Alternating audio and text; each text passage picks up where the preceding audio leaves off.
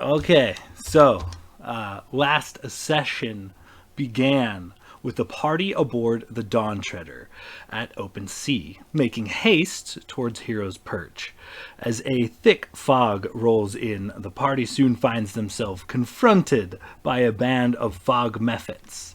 After slaying the creatures, the party heads unto Hero's Perch without further incident. Once there, they discover a great many things about Arthur and Renwick's predicament, as well as much about the Graying, and all from a high priest of the sun god, Bo Brightglow. Also briefly encountering Renwick's father, fully consumed by the Graying, acting as a door greeter for the Grand Chapel. It is here the party discovers that Bo Brightglow, in order to cure the Graying, requires the help of an older ally, a hero amongst the Alliance Islands, the druid Tilinara Blackfeather, whose whereabouts are currently unknown. Bo then aids Gladir in a ritual to balance within him the effects of this curse, and the party agreeing to only take a verbal message from Bo to the council at Borsland regarding the status of those affected by the Graying, and also set to inquire the council as to the whereabouts of Tilinara Blackfeather. The party soon sets sail again. Arriving in Southside Tuscargo a short time later, an exhausted Renwick finally takes a bit of rest, while the crew set out to acquire a few ship upgrades alongside a few deckhands to help with Arthur's safety and security. Gerb and Derb, half-orc brothers, are welcomed onto the deck for security, and several hours later, as the sun begins to set, that is where we are now.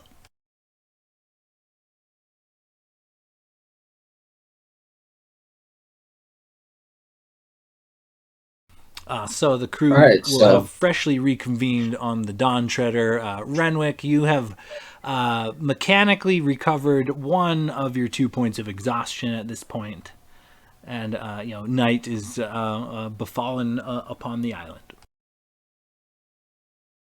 Just one thing before we move forward. Where did we land with the ship upgrades? I just want to make sure that my notes are correct, because it got a little wonky, and I just want to know, basically, because we hired the two guys and then we basically paid for upgrades before we left to go inland. I just want to make sure that I have that correct. Okay, so Gerb and Derb are 20 gold per day each. Yep. And then you hired two separate crews at the cost of 1,400 gold pieces to half the time of a hull upgrade for the Dawn Treader. So you have roughly 3.5 days or so of time before this process is complete. However, they did request that the crews not begin working on it until the following morning, so that they could give you time to rest. It is the evening of that afternoon. Okay, cool. So, and we paid 70 gold for general supplies, just for rations, water, etc. Correct. 1,400 for the whole upgrade, and 20 a day for Berg and Derg. And cool. All right, sweet. I just want to make sure I had that right. Yep, on the money. I'd say since it's getting dark, it's time for us to just lay down and rest too, so that we could get a fresh start in the morning. If I'm being honest, I know I got a good night's sleep, but I think I'm still working with a bit of a deficit, boys. So I wouldn't mind a little bit of extra shut eye. I figured you were still sleeping. Well, in that case, I might be. Yes, we're not exactly on a huge time crunch per se, so I think taking a extra moment to rest would be in our best interest.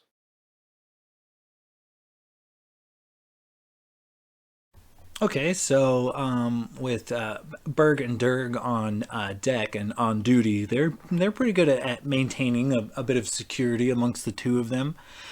So are you guys going to set other guards up beside? You know, are you guys going to pull watch aside from Berg and Durg, or are all of you going below deck? Or break this down for me. Logus would have definitely wanted to stay up top, at least for some part of the night, because I wanted to work on the star map again. Okay, yeah. As you kind of creep up there, go ahead and give me another sleight of hand check.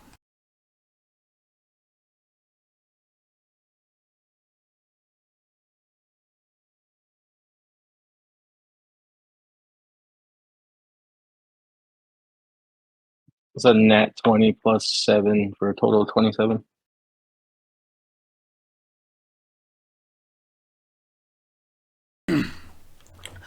So I believe you had 4/5 complete. With that, you put the final installments on this map you've been creating, and and with that, you finally have a full star map. It took a few weeks of sailing, but the clouds recently parted, and with the starry filled sky, it was all too easy to put the finishing touches on it. And for flavor's sake, and especially since I picked out my druid circle, when I finish the star map and I'm kind of up in the crow's nest, just kind of sitting back, the map starts to glow a little bit, like twinkle, like if the stars were alive on the map. Oh yeah, perfect. You kind of compare your parchment to the sky, and it's a pretty good job. You can close one eye and fill it in the blanks, holding your paper up, and it works out.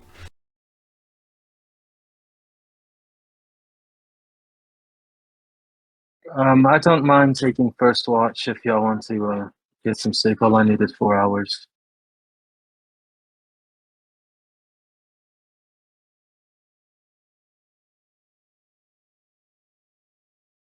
Okay, Logos, as you're kind of chilling up in the crow's nest, go ahead and give me a perception check.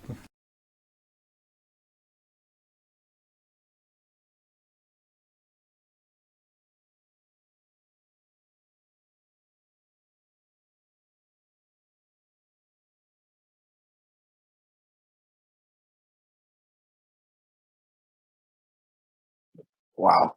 12. 2 plus 10.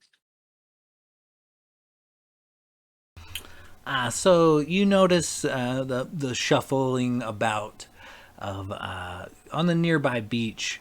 A lot of grays seem to have found their way, kind of lost or otherwise, or just kind of wandering the beach side here. And similar to north side Tuscargo, south side Tuscargo's beach seems to be littered with looks like former ships that have been broken down for their material components, just like maybe a bare frame here or an anchor and some supplies there. Like the beaches surrounding the dock seem to be littered with old boat parts. Okay, I'll just like stay up top, keep an eye on the grays, make sure none of them try to come up on the boat, and even send Tony off a little bit, maybe squawk at him, scare him a little bit since they don't seem too bright, just kind of scare him away. Okay, yeah. With little effort, you're able to keep them off of coming from sorry, words. You keep them from coming too close to the boat. With that, the dawn kind of approaches. Your party kind of stirs. You have time to catch your 4 hours if you'd like. But as Logos comes to the end of his watch, what does the rest of the party do? how does your morning ritual begin on the Dawn Treader?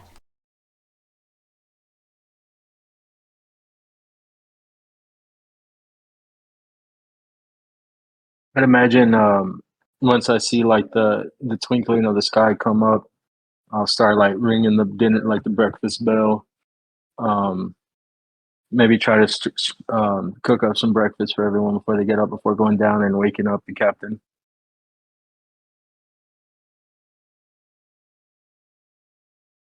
Okay, yeah. And lucky for you, some fresh rations have been delivered, so it's all too easy to fry up a bit of meat, maybe some potatoes and eggs along with it. You're definitely well supplied at this point. So I like put on a nice spread and then go downstairs and ever so gently try to stir the captain. Captain, it's time to wake up. No, not the tentacles again. Just like wakes up from a dead sleep, clearly having nightmares. And There's no tentacles here. It's just me and you. and then he feels his right hand squirm a little bit, and he looks down and sees tentacles, and shudders. Kind of takes in the situation, recovering from several days of not sleeping and everything that's happened, and tries to regain his composure. He says, "Thank you for holding down everything. I I don't think it would have been pretty had I tried to carry on there, but I'm feeling I'll say I'm feeling better now, at least as good as I can." And he'll get up and kind of put his gear back on, and his belt and everything, and just get ready to make his way up top. Try to not show that he's a little disheveled at this point. I put up a nice little spread for breakfast, but I do need to get at least 4 hours or before I start getting extremely tired. So I will retire to my room for now. Well, I, speaking on behalf of the crew, thank you for everything you do. Go get some rest, and we'll head out as soon as you're ready. So Logus will go to his room and just kind of crisscross applesauce on the bed and go into his meditation state.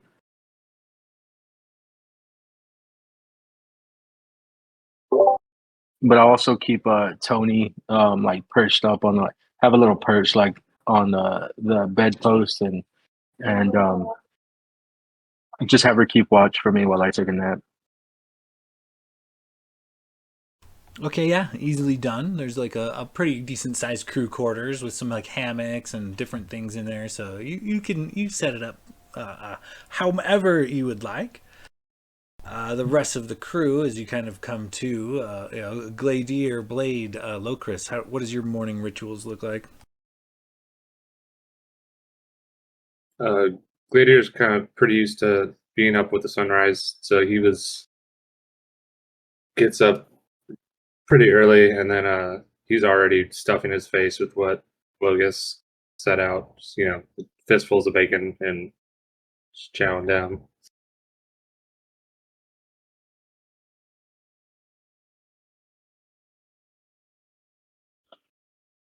Locris morning starts in his usual way. Wake up, roll over, grab his mace slash morning star, do his morning ritual to basically magically fuse with it, so that if he needs it, he'll have it available. Get dressed and go get some grub.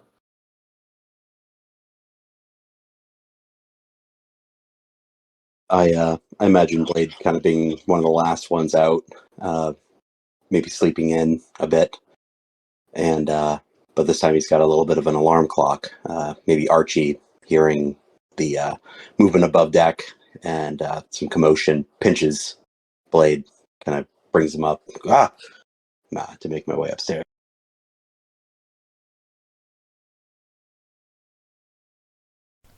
Okay, yeah. As the party kind of convenes, gets a bit of breakfast in them, the sun eventually crests the horizon, and the day upon South Side Tuscargo kind of begins. You see a handful of dock workers going about here and there. You go ahead and a lot of you, minus Logus, why don't you guys give me perception checks?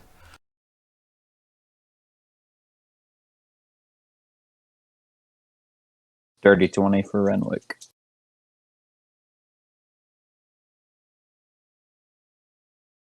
And for Blade. Glader's too busy stuffing his face. Rolled an 8. Locris is distracted. Weird dreams. Renwick, you notice, similar to Northside Tuscargo, that Southside Tuscargo also has a similarly dressed dock master. And he approaches with some intent, but you notice he reads the name on the side of the ship, checks his port ledger, and as he kind of scans the paperwork, he sees you seeing him, and he gives you a smile and a friendly wave, and then turns and walks back down the dock.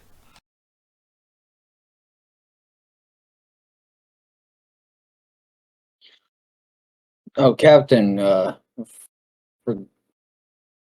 mention it yet this morning.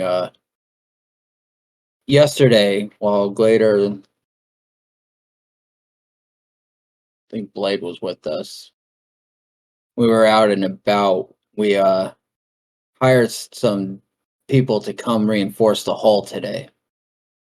Take about 3.5 days, but make the ship a little harder to sink.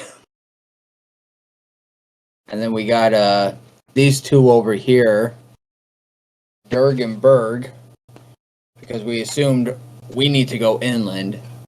With the way Arthur behaved, he's not going to leave the ship. I don't think he wanted to leave him alone behind. So their job is to watch the ship and to keep an eye on him to make sure he doesn't go swimming off into the deep while we're gone. I feel like Renwick's probably leaned over his plate, just mowing down, and he looks up sleepily and kind of rubs his eyes. He's like, "Oh, Jesus Christ, I'm so sorry. Where are my manners? With everything that's been going on, seeing 2 half orcs here really was like the least of my worries. I really didn't think anything of it. I'm Captain Renwick, or Sir Renwick, I suppose. I haven't gotten used to calling myself that, but I certainly appreciate your service, boys, and should you be honest and work hard, we'll make it worth your while." Well, if the coin's good, you can depend on us, that's for sure. He kind of smiles, and his brother gives a light head nod in respect. And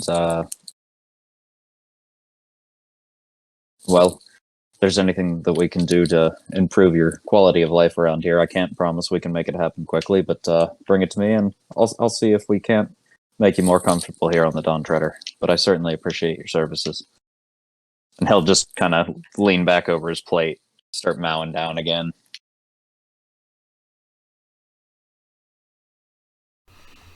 Okay, so after a bit, crews do slowly begin approaching the Dawn Treader. Several carts full of different materials. Mostly it looks to be boards and things cut specifically, for sailing and whatnot.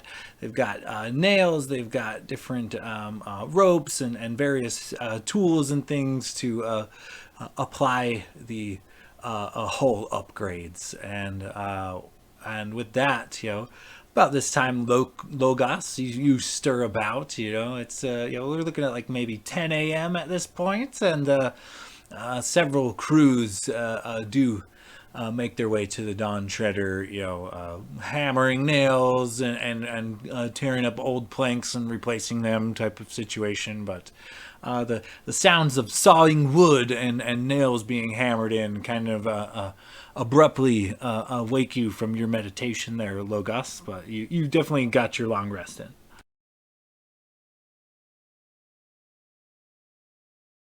So I just kind of like open my eyes and um, give Tony some meat, some from my rations, and give her some scritches, and go upstairs with the rest of the group. Tony caws, stretches her wings when you get outside into the open sky. Clearly not being a super big fan of being stuck under with you. Happy to be back in the sun.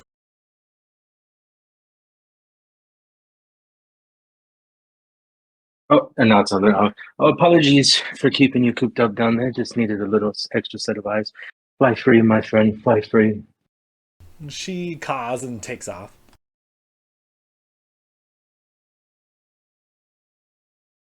Uh, Good morning, Captain. So, what's on today's itinerary?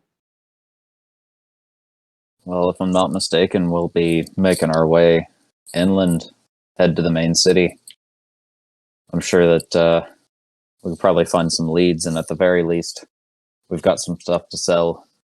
Could honestly use to maybe restock a few things, see if we can't find anything that'll help us on, well, quite frankly, whatever the hell we're about to get ourselves into.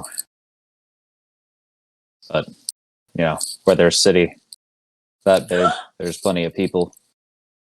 And where there's people, there's information.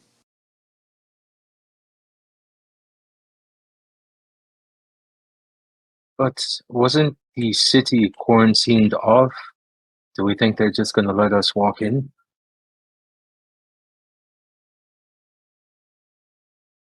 Well, I'd imagine if the city's quarantined, we could definitely prove to ourselves, or sorry, prove to them that we're ourselves and not whatever those Greys have become. I mean, for one, we talk like normal people, so hopefully they'll let us in. But, well, if anything, we do have a pretty good record for sneaking our way into places. He'll kind of wink at him. No offense, Captain, but how do you think City God would react to a little pirate-looking halfling with a tentacle hand walking to their city doors? Well, I suppose the tentacle hand's a little weird, but I was hoping to find a glove or something to cover this up, at least as much as I can as we're walking through town. I mean, I'm not going to be brandishing my tentacles or anything. If anything, I'll keep my hand in my pocket, see if I can't avoid bringing it up.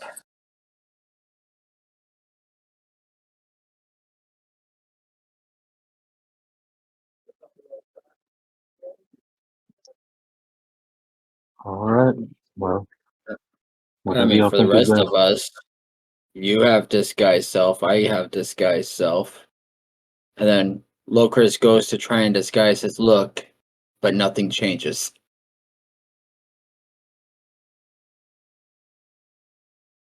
See?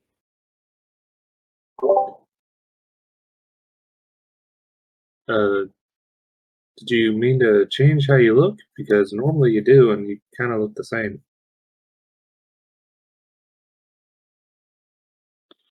And you'll just see a confused look come over Locris. Just, huh. And he'll get up and walk back to his room. Uh, well, that was weird. Were we supposed to pretend that he changed? I think Renwick with a mouthful of eggs is, or whatever it is we're eating, just like, that seemed a little odd for him. Maybe it was a joke. I can never really understand that guy's humor. So brooding.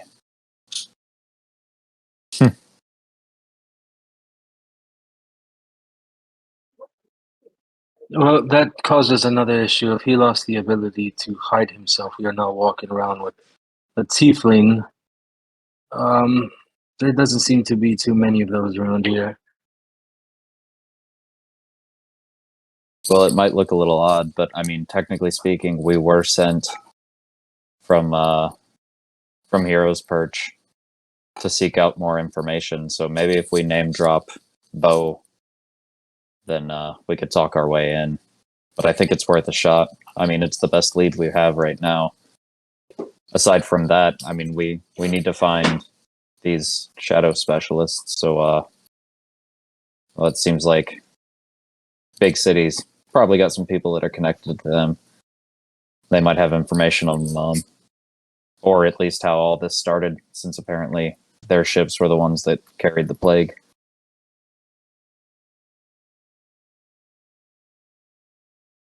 Yeah, that's another thing. We could either name drop Bo or we can name drop the Dawn Treader. I'm sure if there's some guards that are connected to the Shadow Specialists, they're gonna, probably know one of the few ships that are under their employ.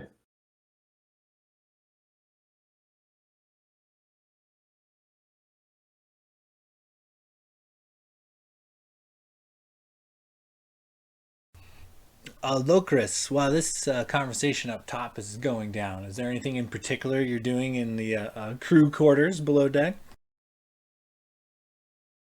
Just went down and pulled out my Warlock book, thinking about a dream I had and trying to figure out what may have gone on.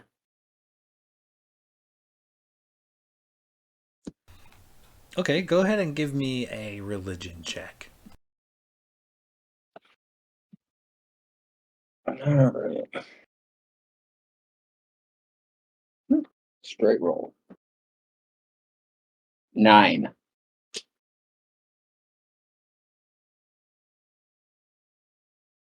With a 9, all you kind of get when you focus upon your patron is a weird a sense of indifference and black thick smoke.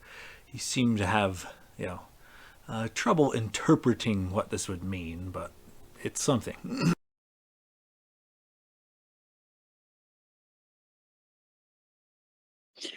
So yeah, he's just going to kind of try and work out what's going on while everybody else is finishing up breakfast.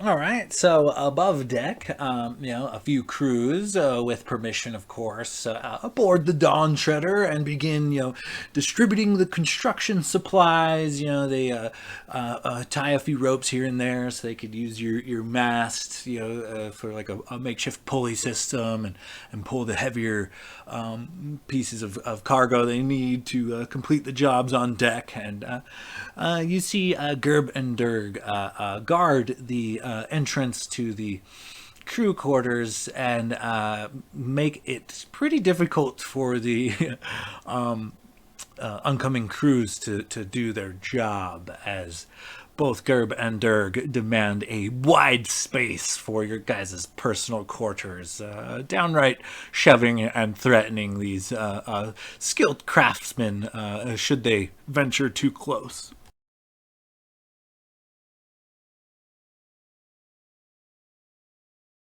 Renwick will actually walk over to them and be like, "No, Berg and Durg, I certainly appreciate what you're doing there, boys, because, well, quite frankly, we're paying you well, so I'd expect nothing less. But in the interest of, well, not sinking at sea, this crew's got to upgrade the boat, so keep an eye on our personal things, but allow them to move around as they need. Keep a close eye on them, though. Make sure that they're not doing anything shady.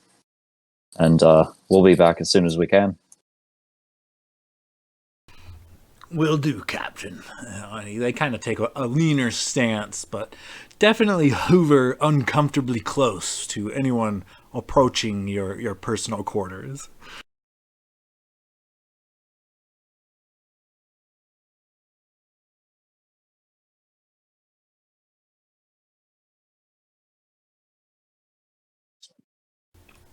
So, what is the party's plan from here?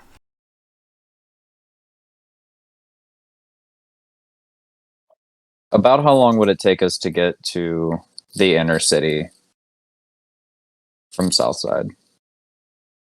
It's the better part of a day's travel, but not quite. You know, you're looking 5, maybe 6 hours on the road. So we'd be getting there probably like late afternoon, early evening at this point, if it's around Correct. 10. Yep, correct. Well, boys, I think Berg and Turg have this on lock. So, shall we make our way up north? See if we can't find some information. Maybe a little shopping up in Tuscargo proper. Well, is there anywhere we might be able to rent some steeds down here? Get us there a little quicker? Well, we got to pass through town, heading north anyway. So as we pass through town, I guess we'll keep an eye out for some stables.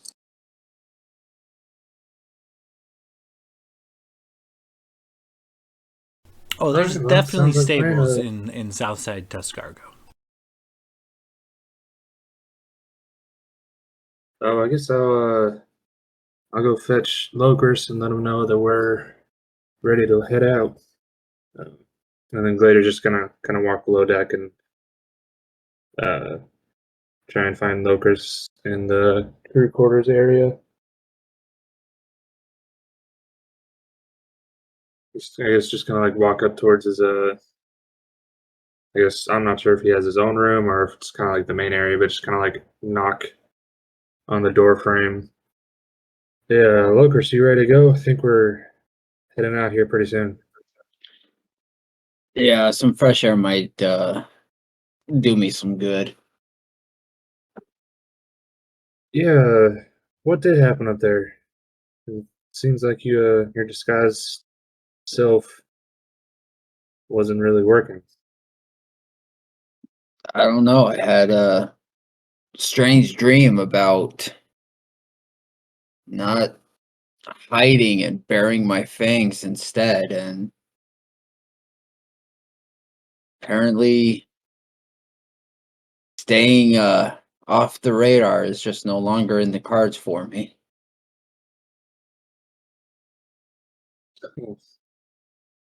I'm You know, telling we you, never this really, impersonal shit doesn't help. yeah, we never really talked about how you like where you get your powers from. Like, I know you almost drowned, and then when you started having weird dreams and kind of just came into it. But do you know what kind of source is giving you this power? Like, maybe they're upset with you? I got bits and pieces. That's why I'm constantly trying to find information. All I know is somebody named Drasek is apparently talking to me in my dreams. So I've had visions of a tower and a marionette hand, and I don't know, there's different types of warlocks. And apparently mine, or at least I'm guessing, is the Oops Warlock. Hmm. Just he gives me abilities, but hasn't asked for anything in return. So I have absolutely no idea what's going on with all of that.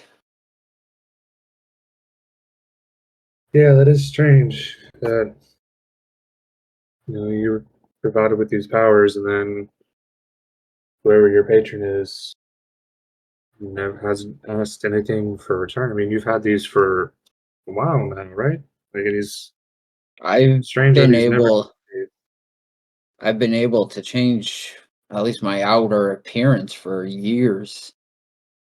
Only recently, well, since I went to Hordenshire, has some of these fancier things been able to start happening. It's interesting. Well,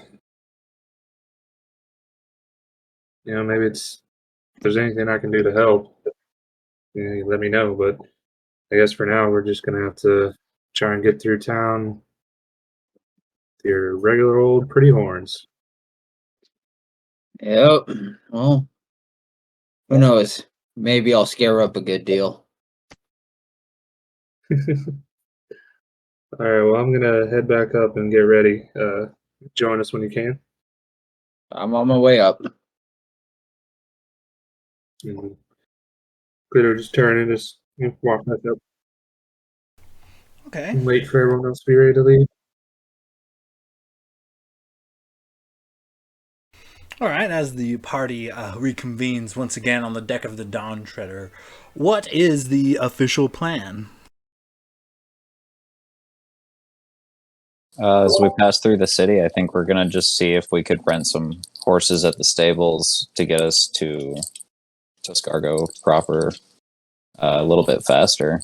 And if not, we'll just walk it since it's about a 5-6 hour journey.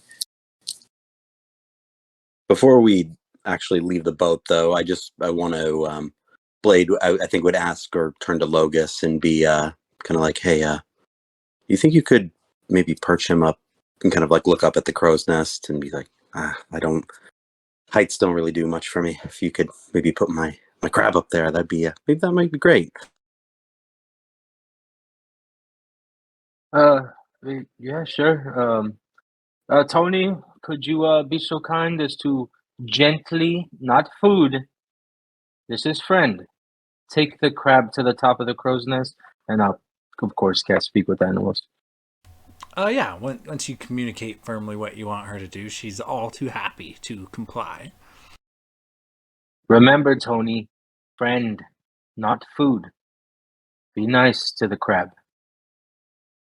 I can imagine Tony taking Archie up and Archie just kind of looking back at me in like fear and almost like betrayal. Like, what? Why?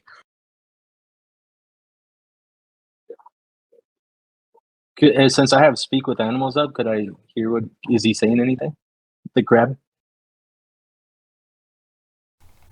He's not speaking per se, but you do kind of get the placing it in the talons of a predator isn't his favorite way to travel, but he he would do just about anything for Blade. I like to think like up top, like Tony will drop him down in the crow's nest and then give it a like a little pet, but it's like with talons, so it's not very pleasant. But Blade will turn and look at Logus and just be like, yeah, he was totally cool with that. Totally. oh yeah, yeah. When he was going up there, he said thank you for the lift. Said that he'll be cool and be safe.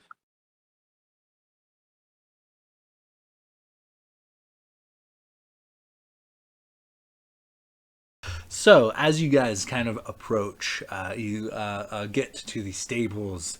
Renwick, give me an investigation check.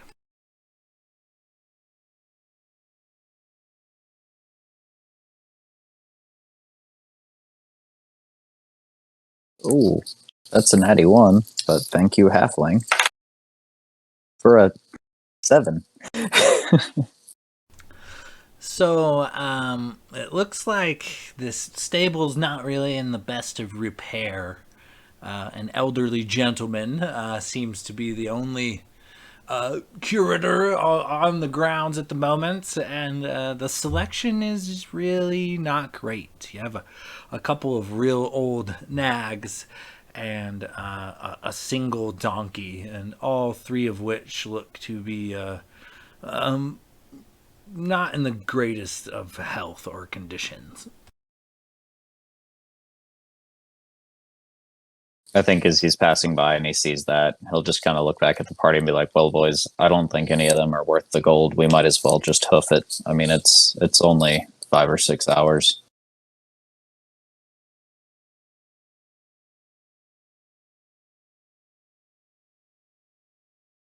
Yeah, it'd probably take longer to get there riding those things than walking. And if we rent them and then they die on the journey, then we have to pay for the whole thing. We can't return them. There's no insurance. And I doubt Locust wants to go through that heartache again. Oh, that's fair. I forgot about Pony Danza. And he'll take his hat off and place it against his chest for a moment. Can Blade take like a good look just to see what like there actually are for mounts? At the stables. Yes. So from what you can, go ahead and give me an investigation check. Oh boy. 8. So there are two older male, male mares, two old mares that look to be in pretty rough shape. They're not in the best condition, and a donkey, older and similar in disposition, health wise. They don't seem, none of them seem to be particularly healthy nor burly. Kind of thin in places. Ribs kind of visible and things. Maybe they're not cared for in the best way. I guess Blade will just kind of step forward and go, find whoever maybe the stable master and just be like, how much for the donkey? He kind of looks you up and down. Why don't you make an offer? What's it worth to you? He looks to be about, I would say, 40 gold. Done. He reaches his hand out to shake your hand. Blade will extend his arm out as well, give him a good shake. Thank you for your business. The butcher was only going to give me 12 and a half.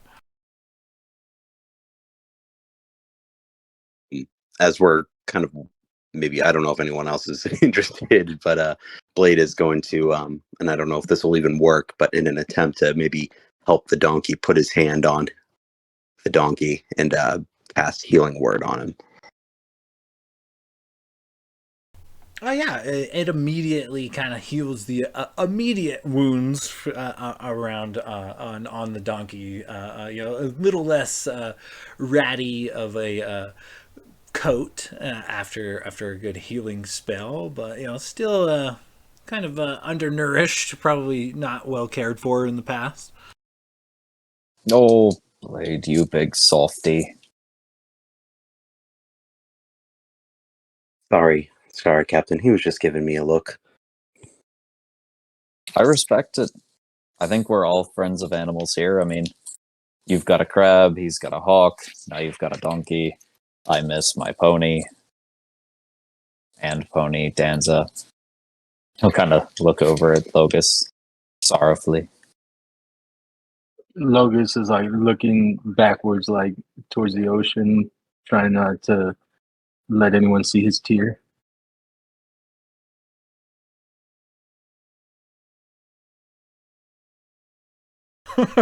Okay. As you guys progress through the somewhat tropical island, you guys get to going on this road, and there are batches of palm trees here and there. You hear the chittering of lots of different insects and the cawing of birds of all different varieties, and it is not too unpleasant of an experience. Sunny day, but you do notice as you seem to get closer to Tuscargo, the more inland you travel, there is like a light haze seems to be just emanating from around the area, and soon after a few hours of fun in the sun and traveling and the palm trees and the sun on your back, you find yourself entering what appears to be kind of like a thick fog. And as you get closer to this Tuscargo proper, let me read something here real quick. Okay, so Tuscargo, a large city upon the tropical island of Borsland. The city thrives with traders, merchants, and artisans coming and going constantly. The markets are incredible and well supplied. The locals have built throngs of wooden houses, both large and small, around the area. Dotted generously throughout the many neighborhoods are many inns and taverns to accommodate the many travelers Tuscargo receives. The ruling council of Tuscargo each have their own private manor and estate, as well as a large public house for meetings. It is from this public house that they help govern the island into prosperity, and have been quite successfully doing so for some time. Many of the locals here are self-sufficient in terms of work. Many are fishermen, others oxen ranchers. It is common to see large groups of hunters going on or returning from boar hunts. Boar is a natural resource on the island. Towards the outer rim of the settlement, herbalists, lumberjacks, and fur traders are a common sight. And, of course, most of this population is humans and halflings. Half-orcs coming in a close third, and then just a sprinkling of the other races. But they are few and far between, but they are there. So, as you guys kind of approach Tuscargo proper, let me drop something into the feed real quick. I'm going to drop a couple maps into the feed. So, the first one is, oops, shit, I sent that through a PM to Locris instead of to the right. One more time. You're welcome, Locris, for that map. Okay, so this map is of Tuscargo proper. However, when you arrive, go ahead and give me some perception checks. I'll give you guys the basics, but I might give you something extra, depending on the roll. 15 plus 10 for a total 25 for Logus. 16. Not that it matters with that roll. 15 for Locris. 7. It's Never foggy. see anything. It's foggy, Gladier. It's foggy. So as you kind of approach this city, you notice that the fog is still kind of thick around here. It seems to be like an overcast kind of day, but it's not anywhere near like the fog you guys encountered on the ocean where you couldn't see proper. It's just kind of a gloomy day. But when you approach Logos, you kind of have to point it out, but the city seems to be broken up into different districts. There are large wooden walls that have been erected kind of, that's the second map I dropped to kind of just roughly show you where the walls are. So there's essentially 6 different districts now due to this quarantine of the city. And as you guys kind of approach, you'll be approaching from the south side of this map. You see that these walls, they're not huge, 12, 13 feet in height, but they are for sure made from, it looks to be, the former hulls of ships seem to have been fashioned into large makeshift walls and strewn throughout the city to make up these different districts. On top of that, it looks like maybe at one point it was like a real free-flowing kind of clean and crisp community, but with all these walls about them, you guys notice throngs of graying just kind of out and about. In fact, you don't see anyone who's not suffering from the graying in the immediate vicinity of the outer city. Most of them scatter upon your approach, kind of frightened from outsiders, it would seem. But aside from a just throngs of graying, there seems also to be a lot of garbage. Like the graying are kind of essentially childlike and don't necessarily understand things like cleaning up after themselves, sanitization. Yeah, so there's lots of piles of garbage, sometimes just straight refuse, and as a result of such, there are also a lot of rats. You notice an absurd amount of rats scatter, much like the people suffering from the graying do as you approach the city walls. And you are stopped by some city guards upon your approach. They wear the green and white colors of Borsland and Tuscargo, and they stop you at the gate. And you notice you are not alone. As you are kind of stopped by the guards, you find there's like a small line of people also in front of you, kind of trying to speak with some of the guards, and some of them are waved on, and it looks like a slow process, but they are admitting people to the city, but it looks to be almost like a one at a time type of basis, as they go through like an inspection almost prior to being let into the city. So Logos would have been walking next to Gladier, and well, it looks like there's a long line, so I guess we got time. And yeah, that's why I'm afraid to meet my father after what happened to Renwick. And then just act like I've been this whole walk just fucking venting to him.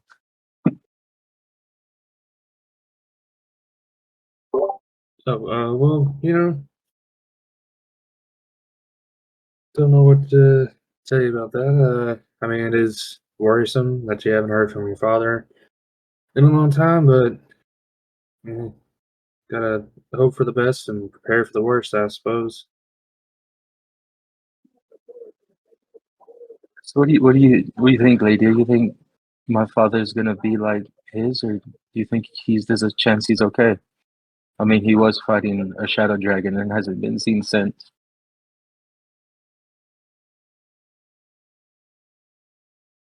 Uh, I don't know. I mean, dragons aren't anything to laugh at, but your father was also an experienced adventurer, so he could be fine and just maybe trapped somewhere, hopefully.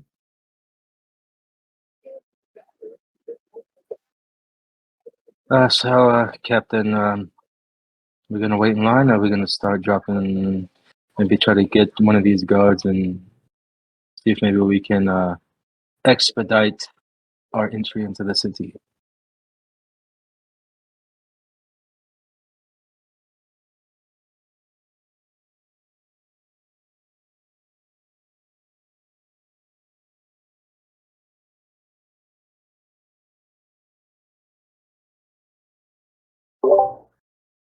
Uh, I'm not too sure how happy these people will be if we're cutting them in line, and the guards might just turn us away. But I mean, I suppose it's worth a try.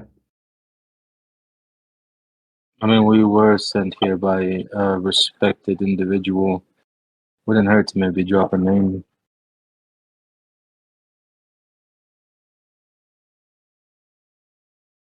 Yeah, it's true. I mean, I'm sure that'll help us get through the gates.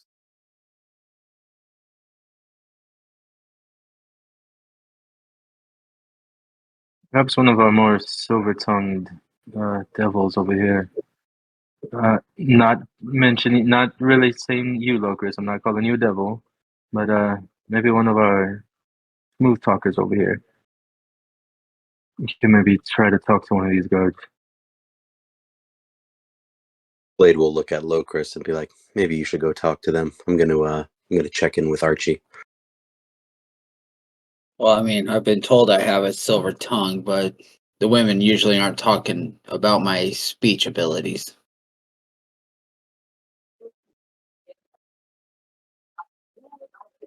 But I'll see what I can do. Oh, I'll come with you, pal. I might Blades. have a tentacle for a hand, but I also have a silver tongue. Well, you Blades. can probably at least speak to them. I don't know shit about this town.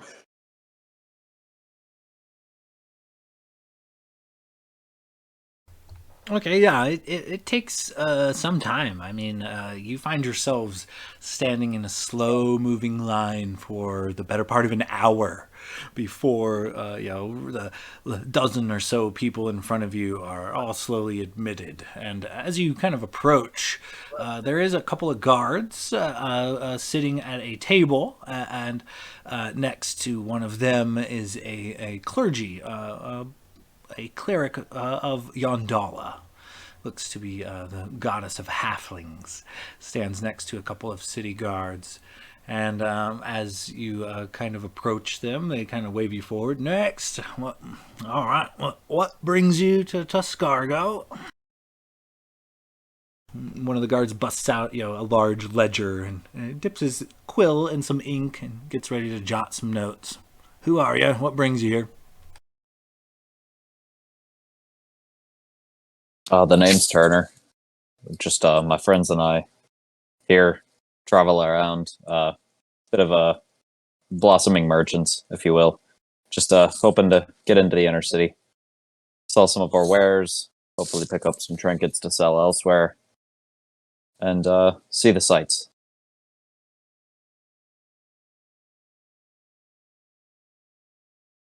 All right, then.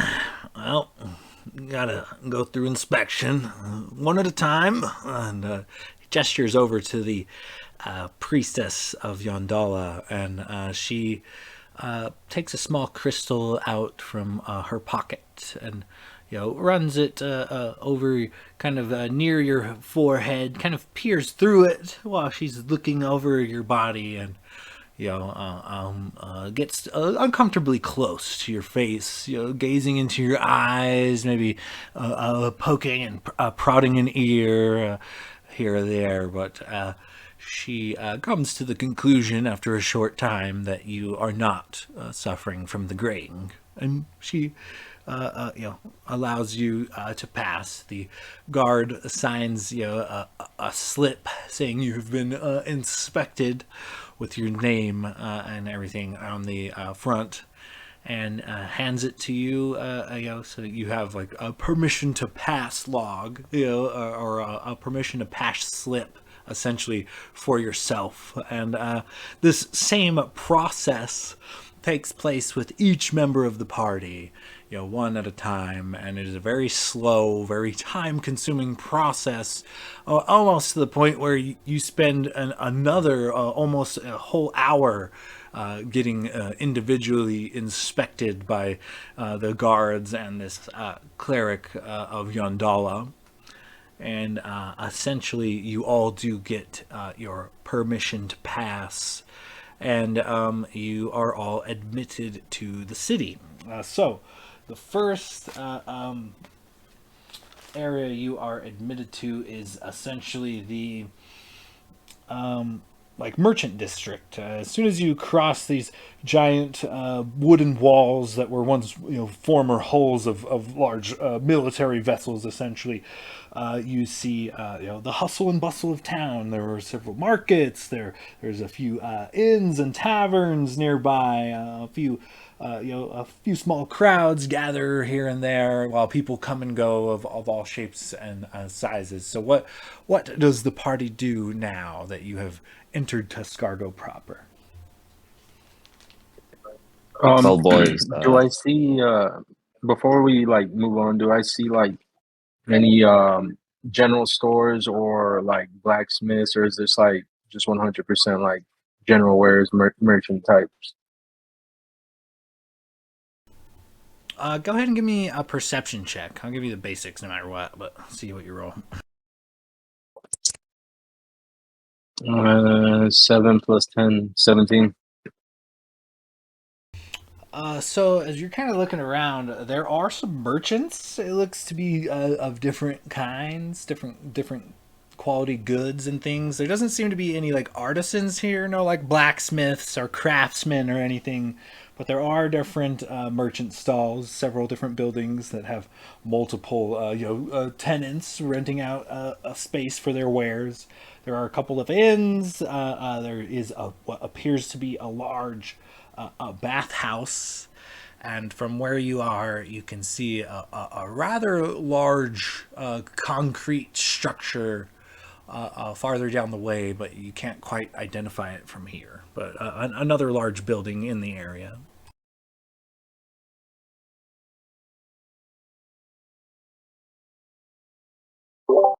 Well, should we do some shopping first or get right down to business?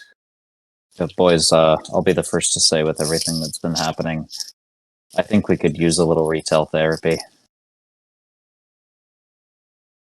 I'm fully on board with that plan. Shopping trip? Shopping trip? What do y'all think? Shopping trip?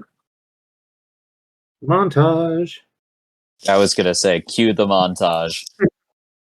I feel like we're skipping around town while Wake Me Up Before You Go goes playing.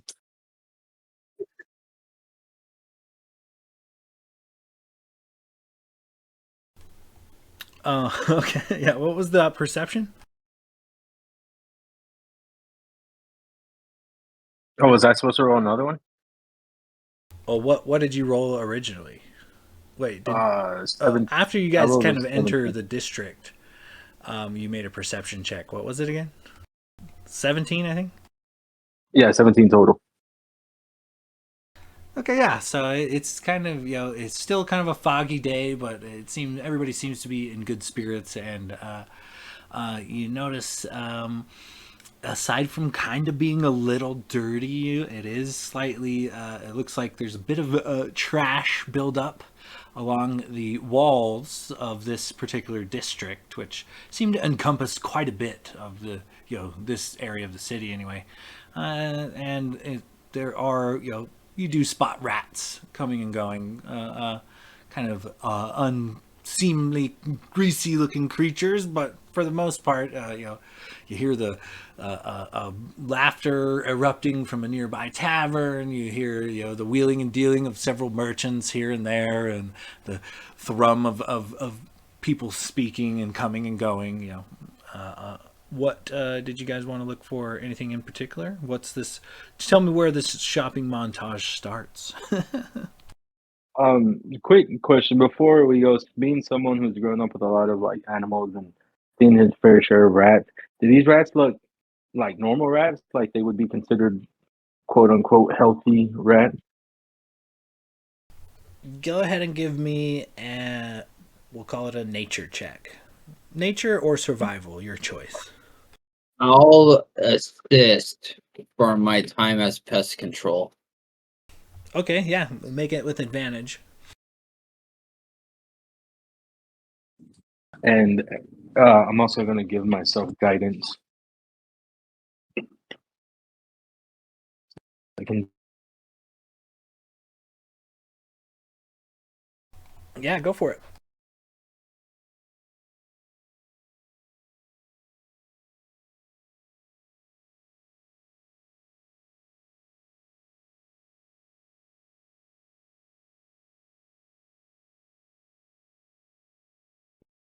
So sorry, I got my phone got another call. That's a with advantage 13 plus 5, 18, and I gave myself guidance for an extra 2, so 30, 20. So It was a survival. these rats are most of them are pretty healthy. You come across one that might have been a little older or maybe suffering from a wound here or there, but for the most part, they seem to be healthy rats. So nothing like as far as like I know that the rats have been the cause of a lot of disease spreading. They don't look like they may have something to do with this grain, or is that not something I can tell by just looking at them? As far as you can tell, they don't seem to be infected or plague-ridden rats, but that's just from perception at a glance. I guess if you'd really want to find out, you could potentially do a bit of asking around, but plague rats are not uncommonly heard of, so you probably wouldn't be the first person to suggest that it was the rats. Okay, cool.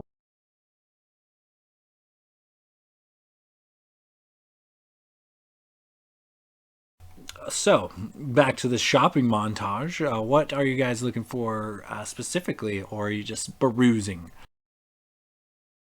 I would say I don't know about speaking for the group. I think that maybe like a trinket store, or maybe like a something like maybe magical in nature if they have it. Yeah, I'm specifically looking to see what's available in terms of like magical utility and potentially like, offensive, defensive things as well. But kind of keeping an eye out for like strange, useful objects, wands, etc. And also, if there's a magical tattoo shop, very intrigued. Locris would also be looking for books as well as everything else already listed. Blade's kind of looking around maybe for some maybe cloaks or rings, maybe just kind of oddball items, things that might help him give a little bit of protection. All the above for Glader. He's just kind of following along, and if he sees anything, probably just keep an eye out for whatever everyone else is looking for. Oh, and like health potions, any sort of potions, stuff like that. Okay, so I guess we'll do this kind of we'll do this one at a time. Blade, give me an investigation check, and then we'll determine where that goes from there.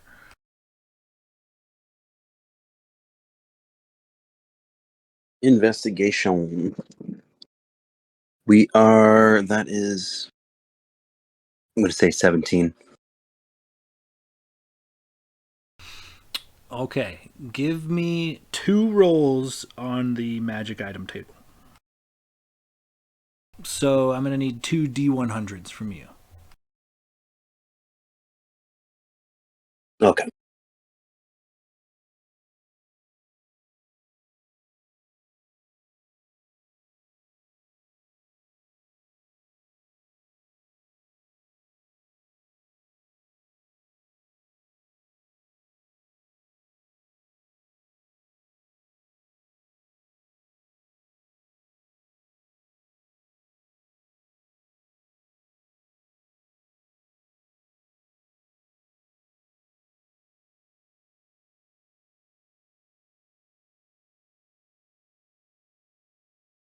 $62 and $55.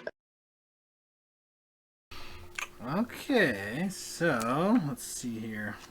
I have to look something up real quick because I don't know a lot about some of this, and I don't want to give you something game breaking. So give me just a second while I look at this. Oh, good. It's all good.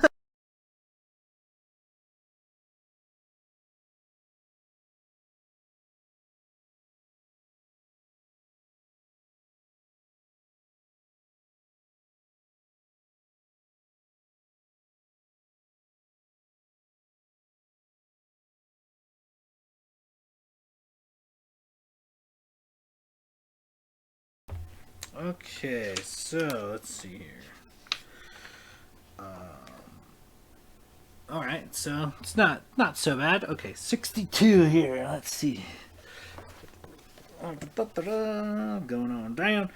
So, as you're kind of going about this market, the clamoring of voices here, going from stall to stall there, Blade, you come across a merchant who's got a few baubles and whatnot for sale. And one of the things that catches your eye is a spell scroll sits on a shelf on a nearby merchant, and it glitters and shines. It looks to be pulsing with some sort of arcane energy.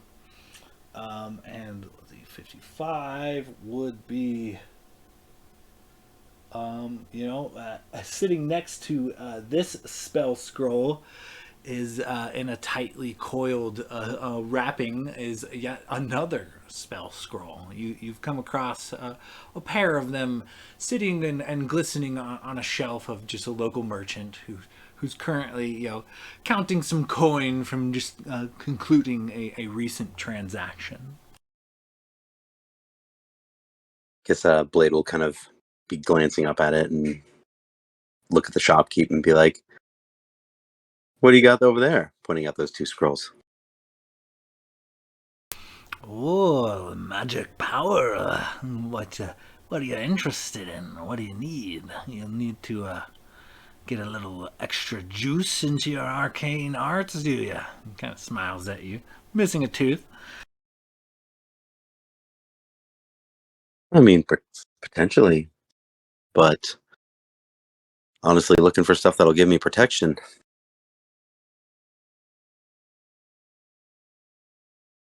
Well, I mean, depends on your definition of protection, I suppose. But yeah, I've come across an arcane thing here now and once and again. What's it to you? You want to take a look? He sets the spell scrolls down on the table in front of you. Blade's gonna look kind of like to both sides and just look back at the shopkeep and be like, "Do snakes kiss carefully?" Yeah, let's look. One is a second level spell scroll of Crown of Madness. And the other one is a third level spell scroll of Speak with Dead.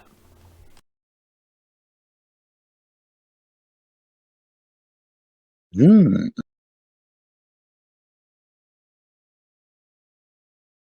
Well, these don't look like, I don't know what the crown, the spell, this spell scroll with the crown does, but I think these might prove useful. How much are you looking for them? The second level scroll will be 1100, and the third level scroll 2200. So take the pair for we'll call it an even 30 for the pair, or three grand total. Hmm.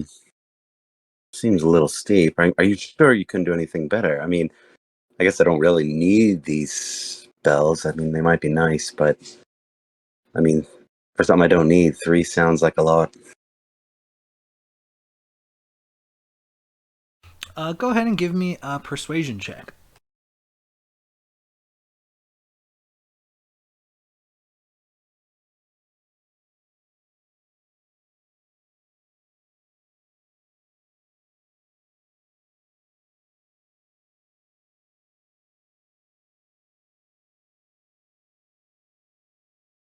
$18. He says, "I'll tell you what, 3 grand for the potions, and I'll throw these in too." And he sets down a couple of standard healing potions. He kind of eyes you up and down, making note of your fancy adventurer gear, and kind of gestures to you. He says, imagine you could use something like these, huh? What do you say?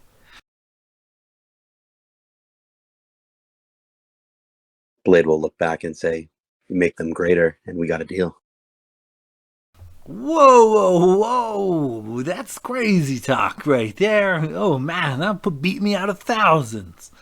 I tell you what, how about these two and the spell scrolls for 3, and I promise to give you a discount for a good customer award type of situation on any transactions here on out.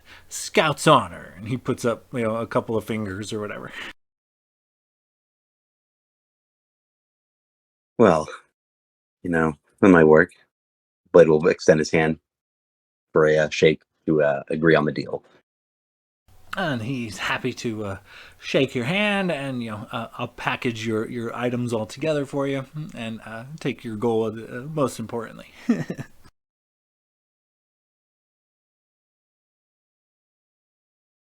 Okay. Let's anything. Let's see here. Okay. Gladier, go ahead and do the same. Go ahead and give me an investigation check real quick. Oh, this is gonna go well.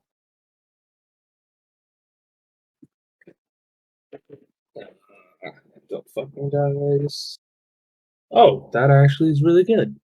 21. Give me 3 rolls of the D100. Yes.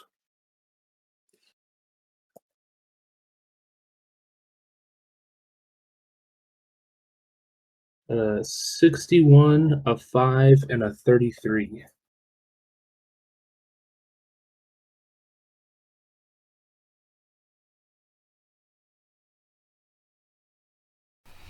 A 61, a 5, and a 33, eh? So as you are kind of going around, you come across a stall that catches your eye. A few magical trinkets seem to have a bit of arcane luster to them. The first one you find is sitting on a shelf is a potion of greater healing. Next to, what'd you say, a 61, eh? A spell scroll that seems to buzz and crackle with some sort of arcane energy. And that is alongside a satchel of arrows that also seem to buzz and brim with a bit of like arcane energy.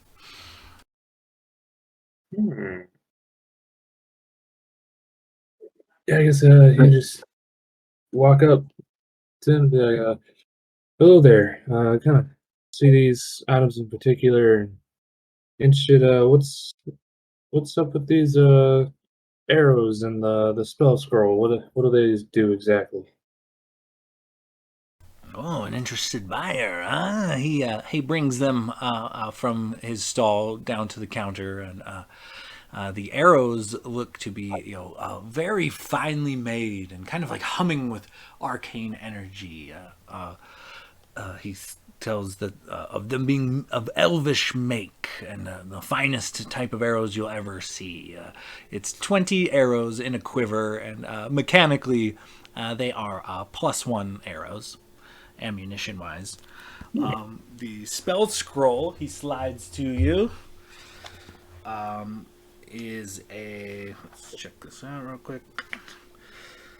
The spell scroll he slides to you is a 3rd level meld into stone spell.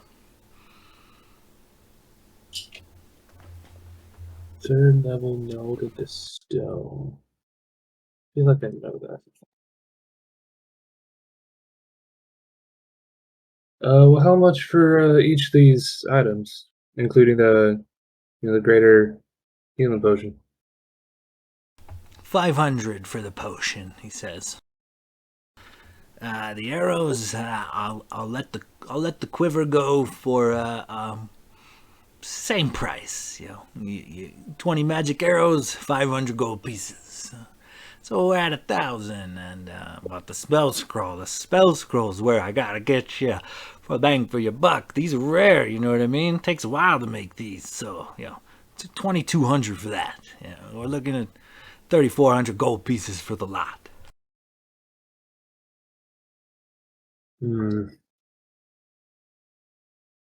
Well, unfortunately, I don't have that much, but I will take the greater healing potion and those arrows off your hands for 1,000. Deal. He shakes your hand and provides the items and is happy to take your money.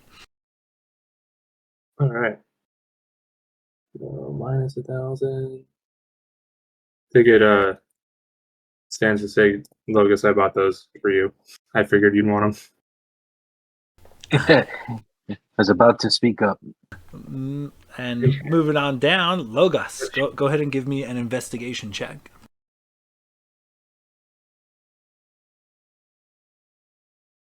Also, Gladiator, I will reimburse you for those arrows, of course. Okay. You said 200, right? What they call It was 500 it? for 16 total. 15 plus 1. Okay, give me 2 rolls of the D100.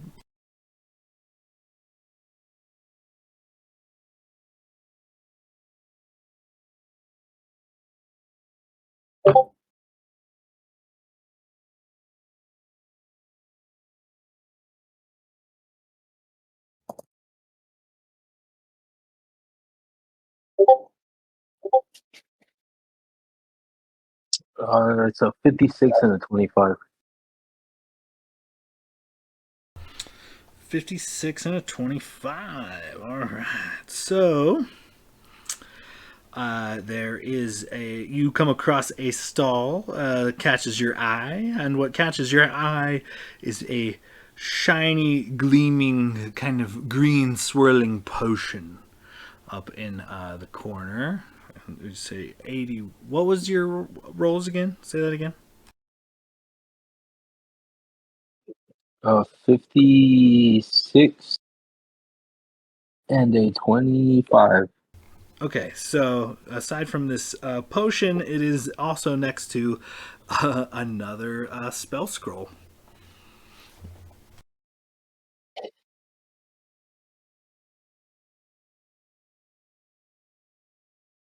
You said it's a potion and a spell scroll? Correct. You guys are you guys are nailing the inner 50s. Seems to be a lot of spell scrolls being passed out. What kind of potion was it? As you inquire about the items, it is a potion of resistance, and it is a spell scroll of enhance ability.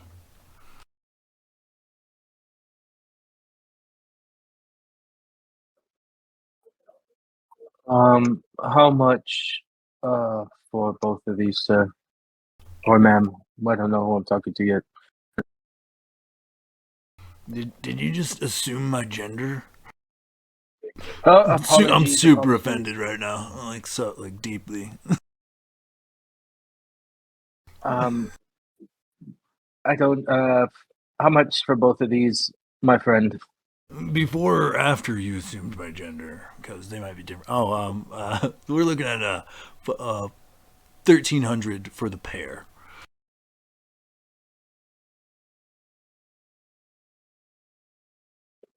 Um, would you be willing to take 1,000 for both? Give me a persuasion check.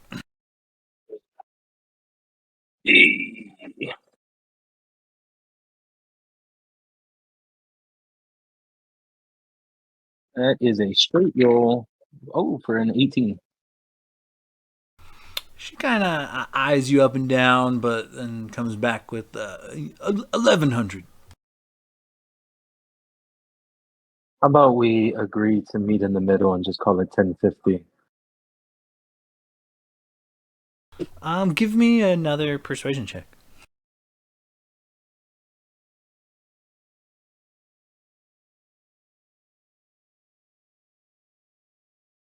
That one's a 13.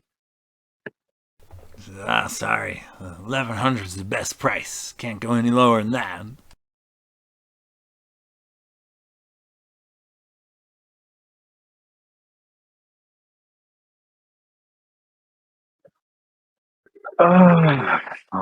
Fine. Here you go. Gives you the items and happily takes your money. Moving on down to Locris. Go ahead and give me an investigation check as you're going around the market looking at all the various goods. 18. Okay, give me 2 D100 rolls.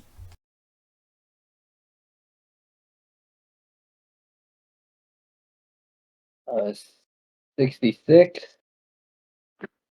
and 17.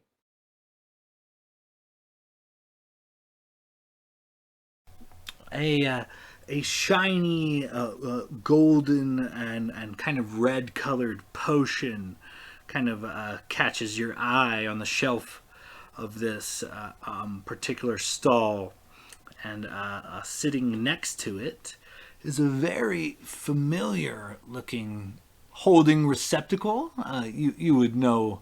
You've seen Renwick use many times the bag of holding next to a golden kind of reddish swirling potion. Upon inquiry, it not only a bag of holding but also a potion of fire breath.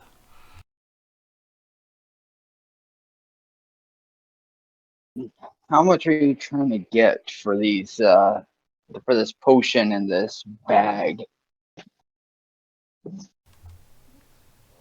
She kind of looks you up and down and then shudders a little bit.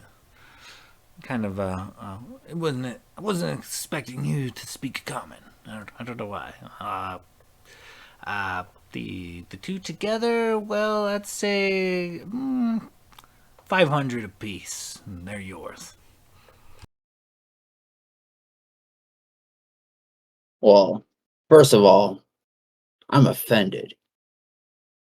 Thinking that because I'm a tiefling, and then I'll switch over to infernal and just start blabbering something. I'm supposed to talk like this? How dare you treat your customers this way and then expect to extort them for 1,000 gold? Go ahead and give me a persuasion check with advantage.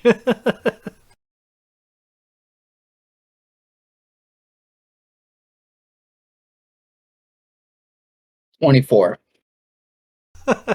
She kind of instantly buttons up. Sorry. 400 for each. It's the best I can do. Thank you. And I'll give her 850.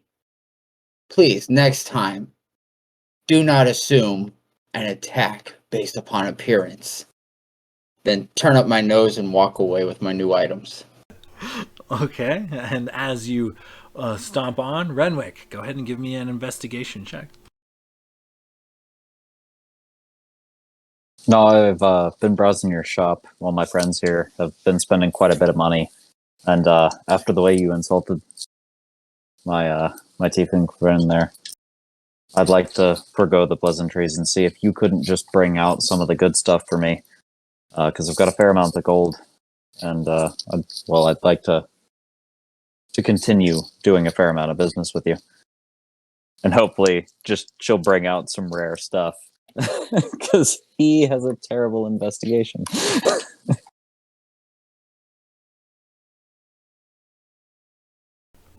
Okay, give me an investigation check, and I'll say a persuasion check as well. All right. Well, investigation's 9, persuasion's 23.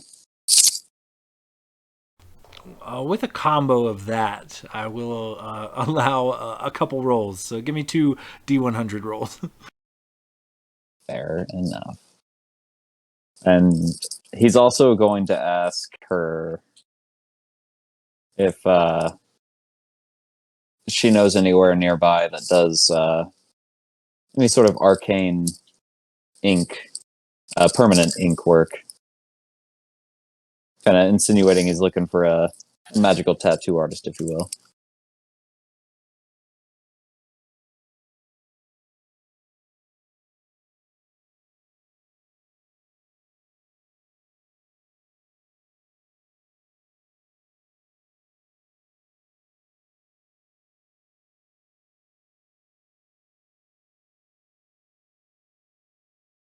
And it's a 39 and a 99 for the D100s.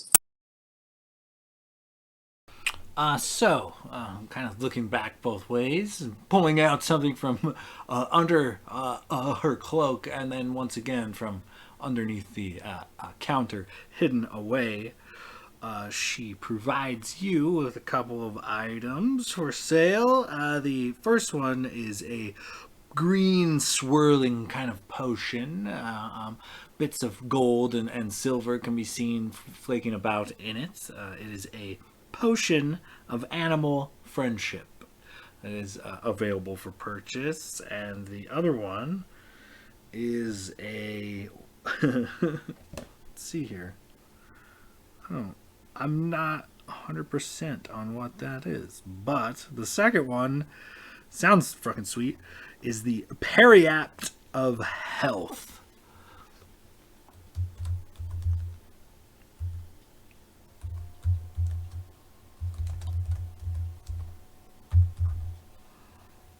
It appears that is basically while wearing that pendant, you are immune to disease. Convenient. And if you are diseased, the effects are suppressed. Interesting.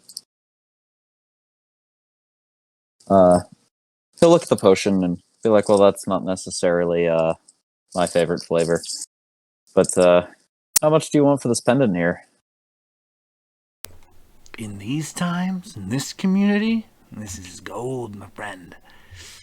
How's 2,200 sound to you? 2,200.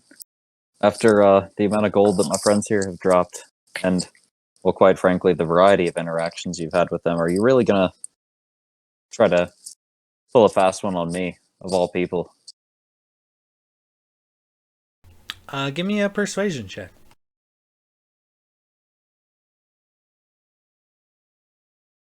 Another 23.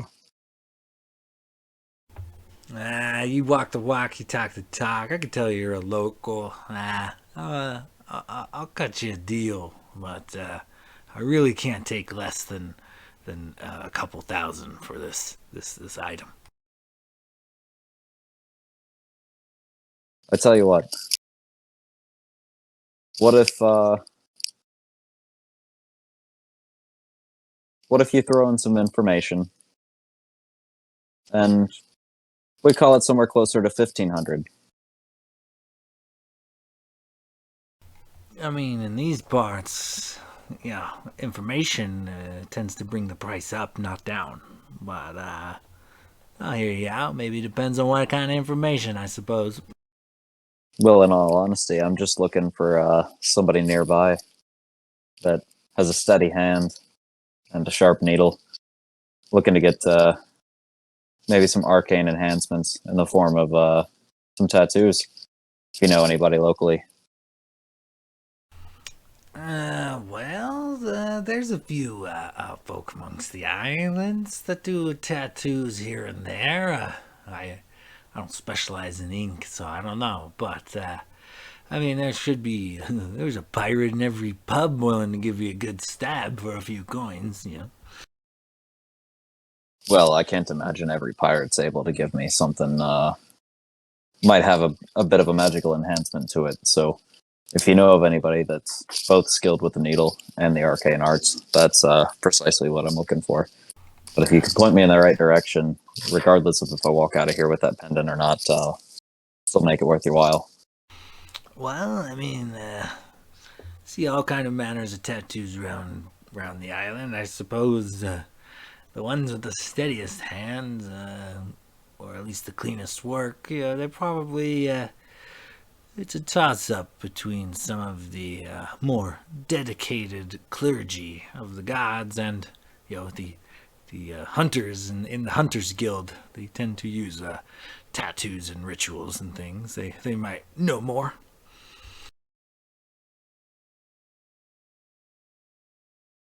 Fair enough. Well, suppose I'll inquire with the clergy and the Hunters Guild, see if I can't find somebody that can do the work I'm looking for. That being said, let's say about 1,500 for that Periapt. With all the helpful info I just helped you acquire, I can't get less than 19. Well, I tell you what, you ever decide to come down on that price, should we run into each other again, you let me know. But I thank you for your information, and he'll slide over 100 gold for the info. But I'm gonna opt out of the Perry app and the Okay. potion. He happily takes your gold and then returns the items to their location.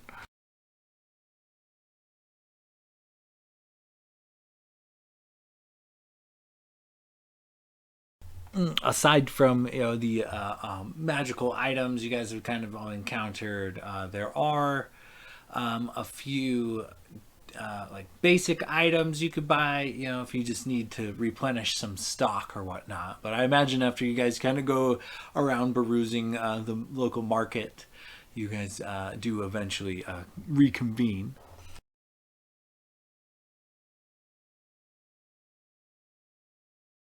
While we're out in the market, now that we're not in the magical shop, could I also keep an eye out for somewhere that might sell, I guess, like hand crossbow or like potentially enhanced bolts or anything like that? I guess like a Fletcher type situation.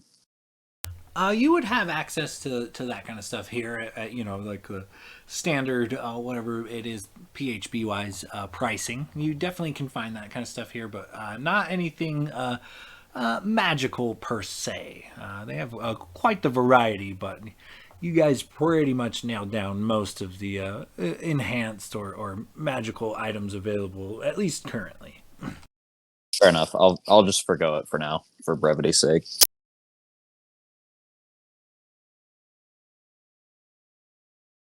Okay, so you guys kind of reconvene. The night kind of presses on. And it is a relatively dark and kind of a foggy evening, but the street lamps do come on. They are lit, and beacons kind of cut through the fog as couples come together and hold hands as they walk about and still purchasing various things and heading to and fro to the nearby inns. There's a large local bathhouse nearby. It seems to be all the rage.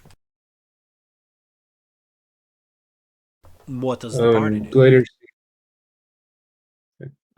when Glader sees Logus walking up, he tosses him the quiver of arrows. Got you something, buddy.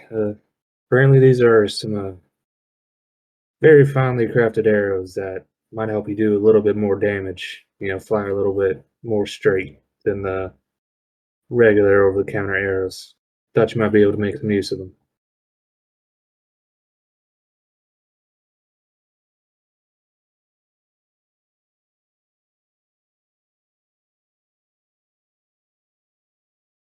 But maybe we should find an inn or something.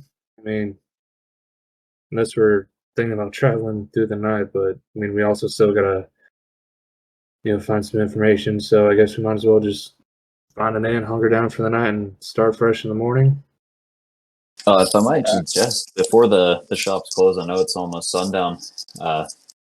Blade, if I'm not mistaken, weren't you looking for a particular instrument after finding your new crabby friend? Bit of a duet situation, I think you had planned. Oh, yes, yes. You actually are correct. I have been looking for a particular instrument I've only heard of in maybe tales. I've never actually seen them in person. But I figured it might be worth a shot looking for them if I can. Essentially, Blade would be looking around for castanets. Castanets? It's kind of like the clicky, like the instrument, like hand clicky. Like in the mariachi band? Yeah. Like the symbols that go on your fingers. So you take like your I think it's your pointer and middle finger and your thumb, and you like clack them together almost like a crab would snap its claws. I see where this is going, and absolutely find a fully stocked musical instrument venue that will be more than happy to sell you said instrument. Blade will kind of look them over and maybe pick up a set of silver ones if there are. Silver's a little more spendy, but you're only looking at about 10 gold pieces tops. Deal. No bartering needed. Perfect.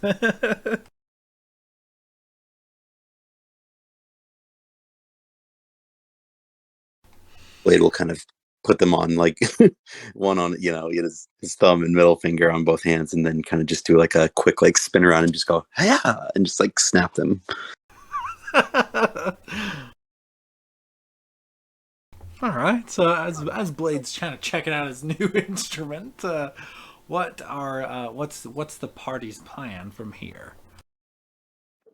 Well, I agree with Glader. We should find rooms for the night. And then I don't know about you boys, but a bath definitely sounds like it's in order after the hot desert followed by the salty seas. That's a fair point. I'm in the market to get a little bit of ink therapy after everything that's happened recently. So I'm looking for an artist that can do something a little bit more arcane. I think I've got a lead, either checking with the clergy or preferably with the Hunters Guild, if I'm not mistaken. But I suppose that can wait until the morning. In all honesty, I think you're right. Could use a shower, a drink. Wouldn't mind if Blade tries out his new instrument. Maybe gives us a little bit of a show tonight. Something to liven our spirits. It's been a hard fucking week, boys. I'm sure Blade's been missing the spotlight since he had to go quiet there in Hordenshire. Yeah, I've been keeping my eye out for posters and haven't really seen any. Yeah. Perhaps you still go by a different name. You're not really trying to build a brand here, more just have a good night. So, is there a different name you like to go by? It's called None of Your Business. But no, actually, I haven't given it any thought.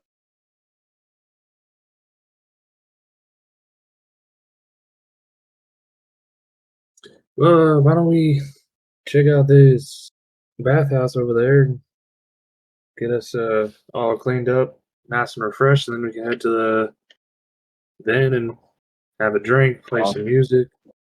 I would say Relax. in first, get our rooms, and then that way we have somewhere to go once we're clean instead of having to fight through.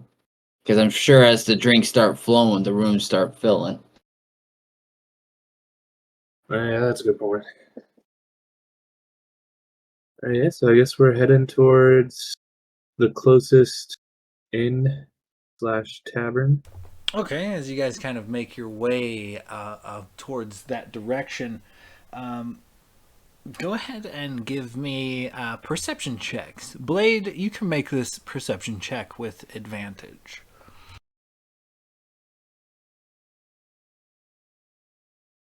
17. 13 for One of the Lucas. best.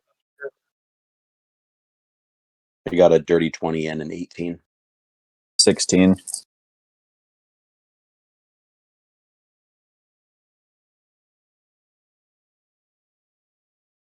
$22 for Logan. You guys kind of, Logos and Blade, you guys notice kind of at the same time,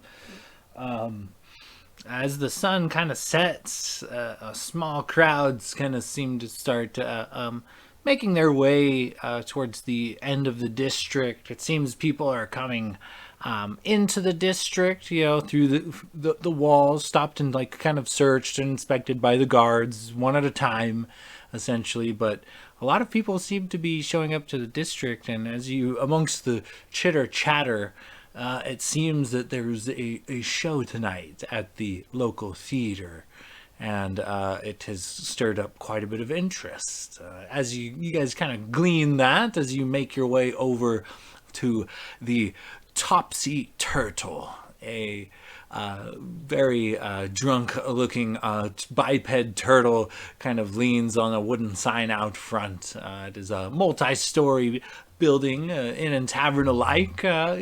Moderately busy at this hour, not too terribly so. Maybe a dozen patrons or so in a rather large bar with. Smell of foods waft through the air, and a grizzled, older dwarven bartender shines a glass as he kind of looks out over his patrons, gestures to you to come in and sit at his bar.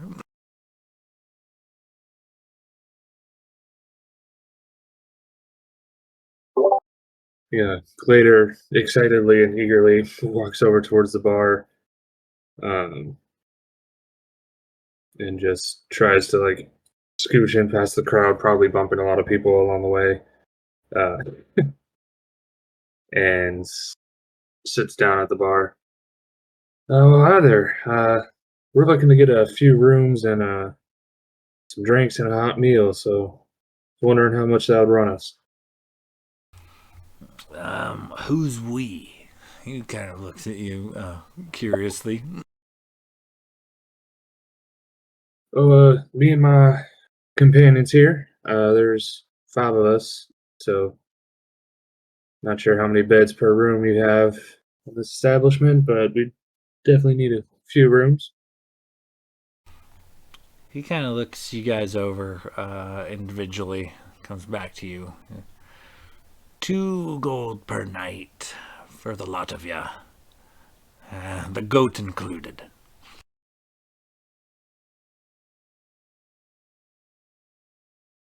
Sorry, I think I misheard you there. We don't have any farm animals. Just us fine folk. Blade, did you bring your goat with you? I imagine. Oh, I thought- Yeah, I would imagine I probably would have tied him outside if I could find a place. okay. Sorry, I was confused. I thought he bought a donkey, and I thought a goat was some sort of racial slur because tieflings have horns, kind of like goats. I said goat, but in my brain I meant donkey. But I was thinking goat for some reason. Did we just come across a racist bartender? Goat. But now I know. Oh, a good actually, I racist wrote slang. down donkey. Originally, it was a donkey, but I like the idea of him riding a goat too. Him being Like, jump racist across- towards tieflings and calling Locris a goat. Oh man. Sorry, no offense, blue man. I meant the donkey. And he points to Gladeer. No, I'm just Okay. kidding. All right. Yeah. So I guess our donkey's outside. We'd probably want some stable access if you have it for our donkey, and make sure it doesn't wander off in the night. But yeah, 2 gold per room sounds just fine. All right, then. He slides you a few sets of keys and shows you around back to a place where you could put your donkey.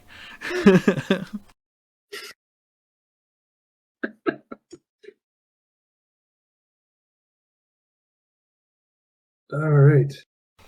How about drinks? You need food? Do you need some ales? What would you like?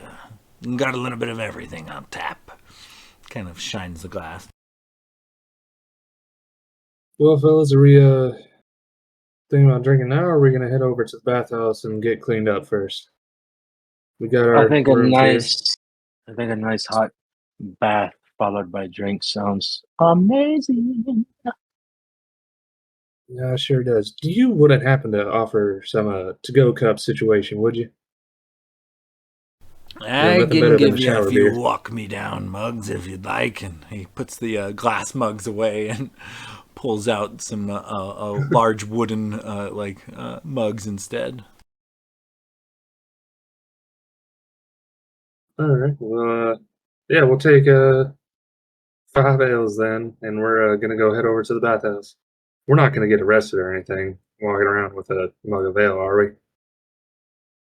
He fills them all up slowly for you. He's like, I don't know. I guess it depends what you do with it. He kind of looks at you confused, and about 5 silver will provide the party with a round of ales. Gladia, make it 2 rounds, so we each got a cup in each hand. All right, we're double fisting it. So yeah, I'll throw him 10 silver. Excuse And me? then what? No. I've never heard Yeah, I'll of throw the carrying 2 cups as double fisting it. yeah, that's what I've always called it. I don't know, Oh that's yeah, if weird. you've got a drink in either hand, it's definitely double fisting. I've always called it that. But you've only got one hand. Oh, All right. Well, it's hard to Damn. explain like a single fist, single tentacle hand. So, for the sake of brevity, Blade, I think we could get the point here. Let's not bring more attention to the obvious tentacle in the room. All right, guys, everyone's Yeah. double fisting except the captain. Let's go. Blade as Yeah. kind of there would just kind of lean over to maybe as the group's leaving to the barkeep and go, seems like there's a bit of commotion. It seems like outside. Seems like people are heading to maybe some sort of concert or a theater of some sort. Do you know what's going on? After Logus's comment, you just see one middle tentacle raise on Renwick's right hand as he downs the first beer in one good chug and then just picks up his second and joins the party. The bartender kind of leans over to Blade and says, well, yeah, times have been kind of dire since the whole quarantine, and well, it's one of the few things in this district for folks to do, go down to the theater. We don't get a whole lot of new troops and whatnot in, but the few that are down there try to switch up what shows, what plays they put on and entertain for the masses, and well, it's supposed to be something fancy, I suppose, tonight, and I don't pester with all that sort of the arts, poetry, and all that jazz. It's lost to me. I'd rather just have a good steak and drink my ale.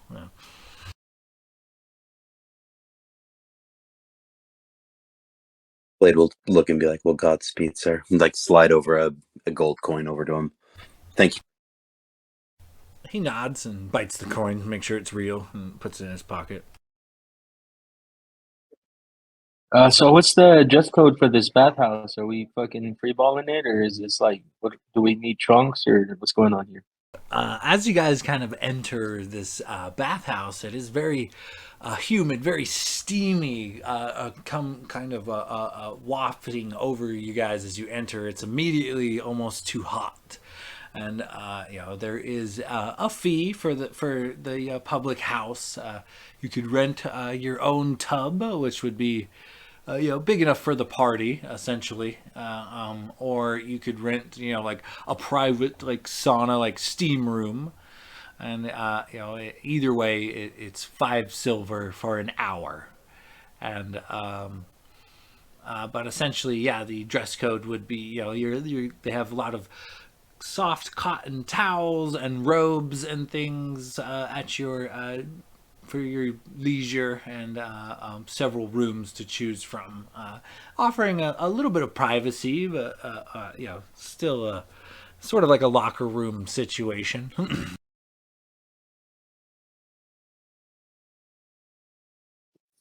Are there special spa packages? Like, can I get like my scales shined and shit? Claws trimmed? You know what he means. Wink. Listen, I just want to end this night happily. That's all. Unfortunately for you, it's like a public bathhouse. There's no like attendance aside from the one who charges admission. He's not shy. He said he's looking for a happy ending, not a private ending.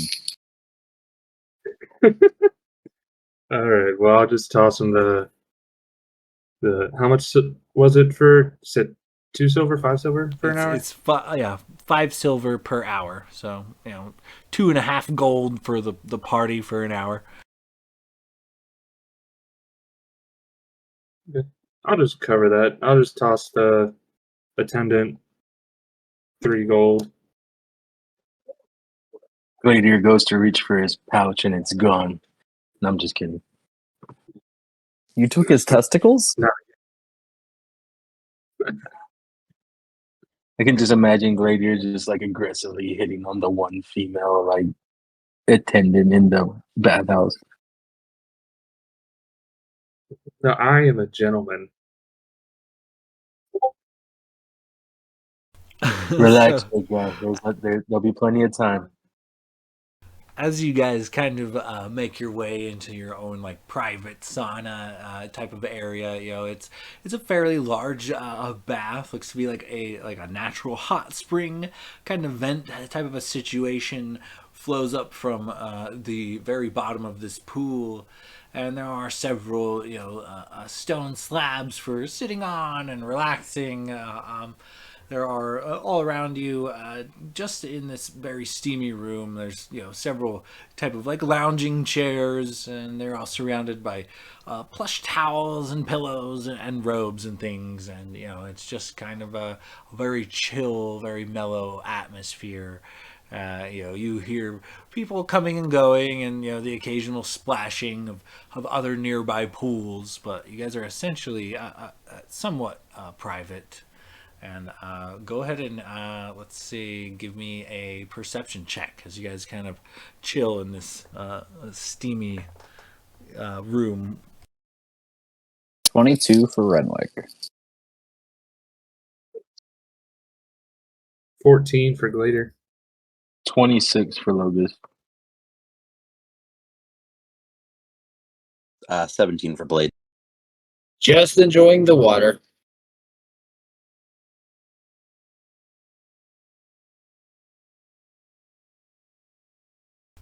So Logas and Renwick, you guys kind of pick up.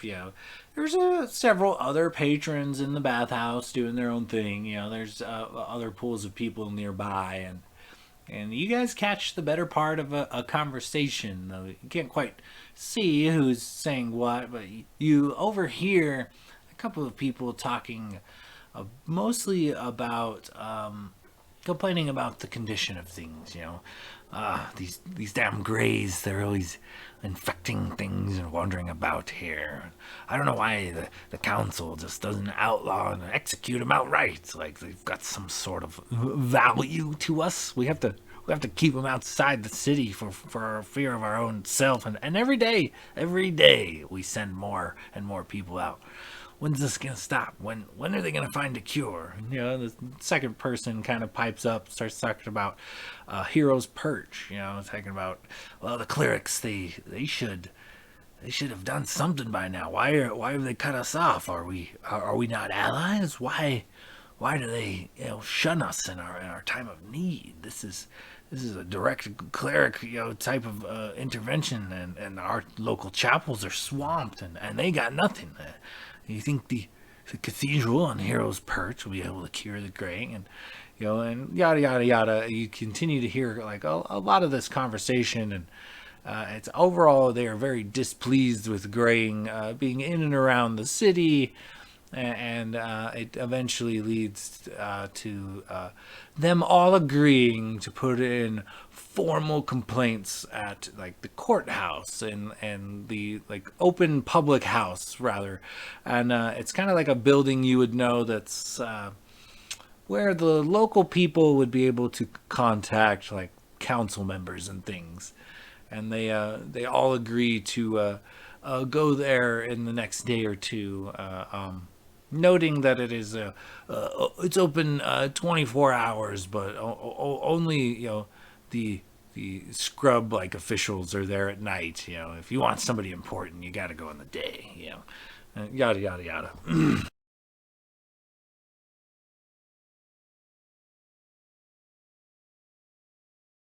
Logus will kind of look over at Renwick and make sure he's good after hearing that they wanted to execute all the Greys and knowing what's going on with his father.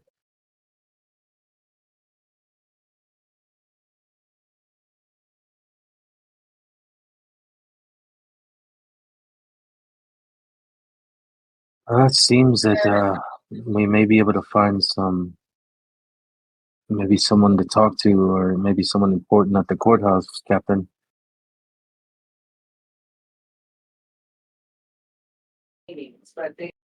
Yeah, do we go tonight and talk to the scrubs, as they said? Or we go in the day, see if we could get higher up on the food chain? I mean, at least they're waiting a day or two, so it's not a rush. We don't have to interrupt our bath for this.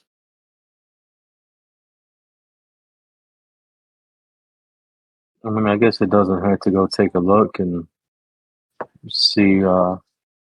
Maybe we can find some kind of answers or something there. I mean, at night, less people in the building, more than likely. Maybe do a sneaking in if we need to, just to see what's going on.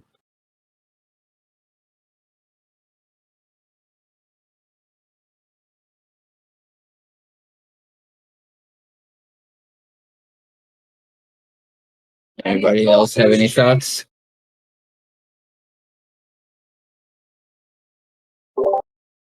I imagine Glader's just kind of, spending the last 3 years in the heat of Fordenshire, or like the Hot Moss Desert. He's kind of is enjoying having the warm, like the warmth and humidity of this bathhouse, and he's just kind of like relaxing in the bath, like the hot bath, like a lizard sunning himself, just kind of like eyes half closed, just kind of like almost drifting off. He's just yeah. Whatever you guys want to do, I'm on board with. We might be able to get some better information in the morning, though, from what it sounds like. I think Renwick probably hearing these things being said about the Greys and having, encountered his father is now a Grey, is just like stifling his anger and his sorrow and trying to like hold it in, and he's just sinking deeper into the hot water, almost to the point where like it's almost up to like his nose. And I think at a certain point he just kind of dips below the water and his mind wanders toward this whole Kraken situation. Like he's just completely lost in his own head.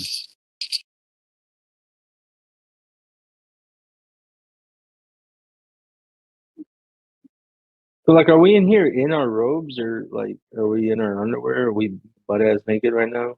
I mean, essentially, it looks like there isn't really like a protocol for it. It's whatever you feel comfortable doing. But yeah, that's kind of the norm. Is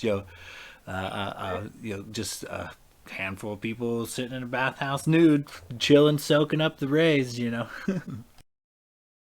Logus is like butt ass naked, and then like go up to Gladiator, and he's got like a loofah that he found, and he's like, "You want me to get your scales on your back there, big guy?" I think Glader just gives him takes him a second to realize what he said, because he's like in the bath, like kind of like how Renwick was, like almost up to his nose, just kind of soaking in the warmth. And it kind of hits it. He's like, wait, no, I appreciate the sentiment, but that's okay. Anybody else need a back scrub? Don't be shy. And didn't we roll? I think we rolled, and Logus has a fucking hog, so he's just standing there like, anybody need a back scrub? Don't be shy.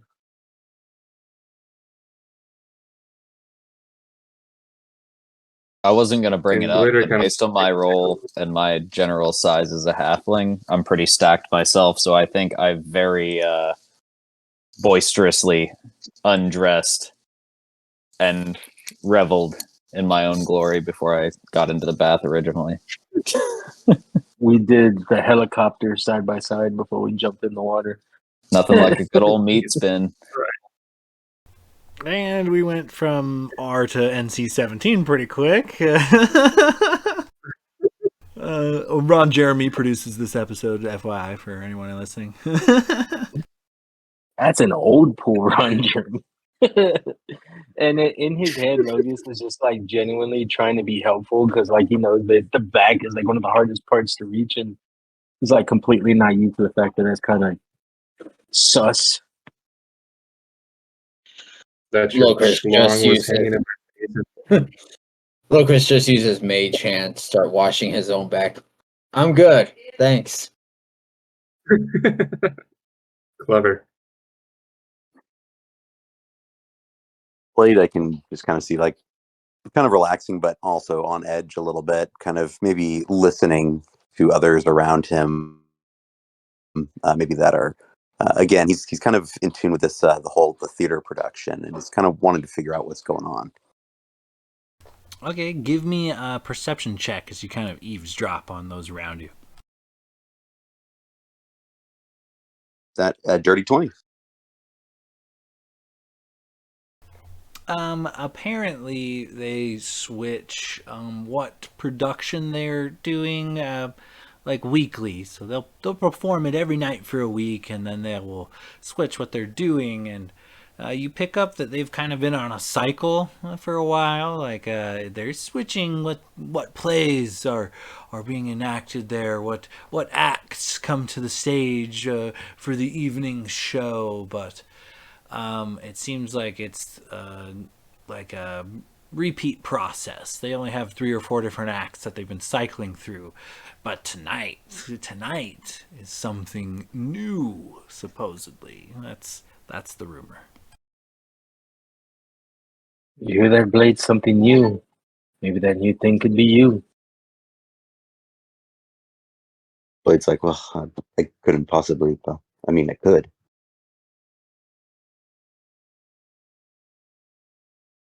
Well, we got the whole night ahead of us. Might as well head over there and check it out. Maybe you can hop on stage, show them how it's really done.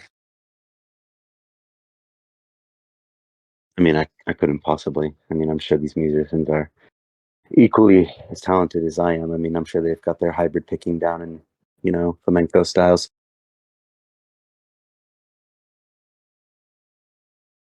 Oh, Blade, you sell yourself short. You're a fantastic musician. Well, not only that, but look at that fucking loot. I mean, for Christ's sake, it's made out of a dragon's tooth. I mean, and you're not so bad yourself, so if anything, you've already got a leg up there. And for all you know, when they say new, all it is a reboot or a sequel that shouldn't be made. Oh, you've got a fair point.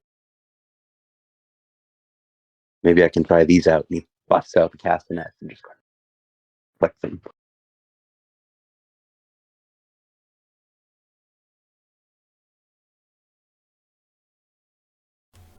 Indeed. So, as you guys kind of finish your soak and get your bath in, you guys kind of redon your gear and supplies and things. And where do you head from here? To the theater is the plan then? Yeah, I think so. And also, Glader would have made a point to spend some time while he's in the baths, not only cleaning himself, but like shining his armor, making sure it's all like pretty and pristine, because it's probably coated in like salt and stuff from salt water, the ocean that we were on, and then dirt and grime because it hasn't really been cleaned or polished. And I don't know. I don't think I've ever specified that I've taken the night to clean and polish it, so it's probably filthy. Just now wiping the bullywug guts off of that bitch. That's been a while, man. Exactly. Yeah, it takes no time. You shine it up a few minutes, and your armor is as shiny as it ever was. Your divine aura seems to help with general cleanliness in that sense. But as you guys kind of make your way towards this theater, you see that it's essentially kind of like a bleacher or like benches kind of type of situation, set up all around a single raised concrete platform. A couple archways overhead, hold a drawstring where a thick red curtain can be pulled in front, kind of shielding the audience from this platform. But it is all very open air. It is essentially a half crescent of seating, available seating in like pews that kind of raise up, kind of like a bleachers at like a high school gym type of a situation, that look down upon this stage. And half the stage is shown up with lights and different lamps accompany different convex and concave mirrors to put different lighting effects upon it. And there's a currently drawn shut red drawn apart curtain, and behind that you could see a little bit of action. It looks like there's a few actors dressed in pompous uniforms, and it looks like a few, maybe stagehands, adjusting the actors' makeups, props and whatnot. It looks like a show is set to begin shortly. And as you guys approach the bleacher area, several different, it looks like at every entrance there is a uniformed member of the cast or crew, and they hold out their hat to the crowds that enter, expecting a donation of sorts. And as you guys kind of walk by, he kind of nods, and young boy, not so young, about 15 or so, teenager, kind of holds his hat out to you. Any donations to come see our show?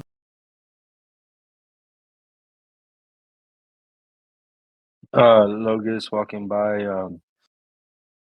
remembering how he was once a struggling young lad too.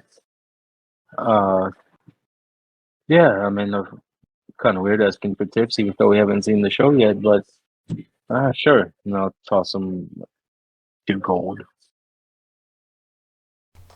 Yeah, his eyes kind of light up when you thank you, Governor. And he continues to pander to the incoming crowd, along with several others, kind of dressed in a similar uniform to the people you can see running around backstage.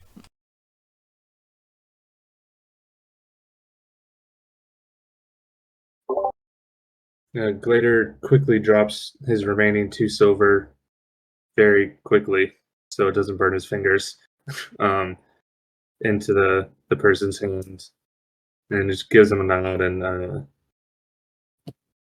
starts looking around, I guess, for seats. Well, guys, I guess we gotta find something.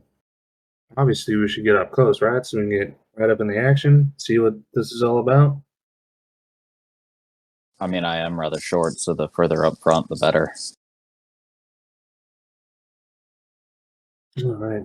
Because Glader starts kind of leading the way, being the biggest and the broadest of the group. He just starts, partying the sea of people, making his way towards the front.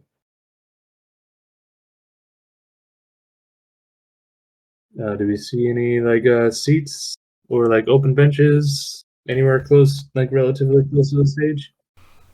So you do see a handful of seating in just about every kind of vicinity you would prefer, but up close, kind of there where the bleachers kind of benches end up front, there is a gap between the bleachers and then the stage, and in that portion of this area, it looks like there have been small makeshift tents for that are they're not open towards you. Essentially, you can't see who is in the tents. The tents are very bougie, and you can imagine it's probably like a noble's booth, but it is only open towards the stage side.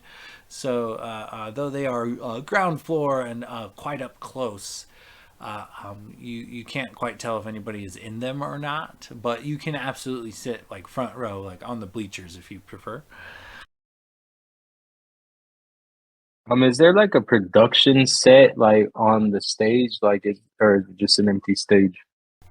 Currently, half the stage is lit up, but it is completely empty. And behind the red curtain, you can occasionally see somebody poke their head out and look at the crowd, or on moving about. But it looks to be like a lot of the production equipment is actually behind the red curtain.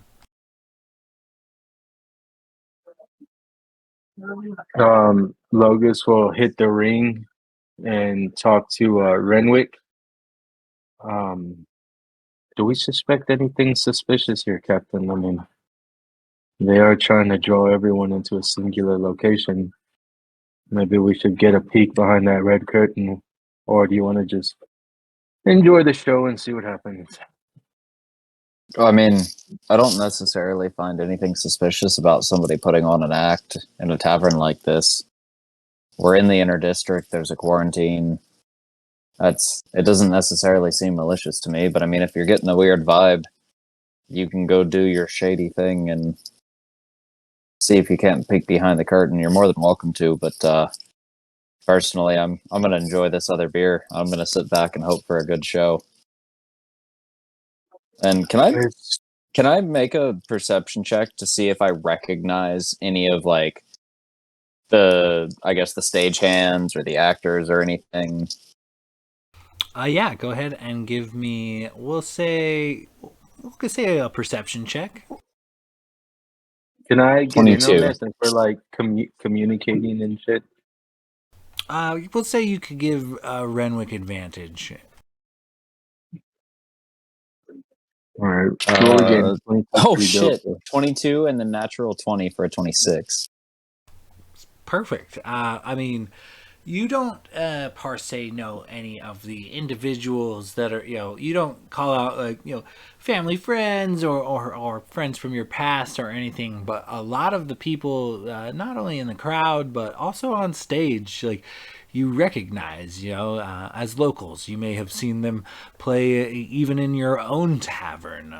It is like a traveling troupe of bards that has kind of come together and eventually kind of made their own guild. Even they've got like an actors guild here where they kind of take advantage of there being like this natural theater kind of an element here in town, and they occasionally put on shows, and since quarantine is kind of not allowed for a lot of free travel or unrestricted travel amongst the city. If you recall, it took you a couple of hours just to get access to one district within the city. So travel is kind of hard, and it seems that they've kind of posted up here. This traveling troupe of bards have kind of come together to make money rather than striking out on their own and individually playing in taverns and things.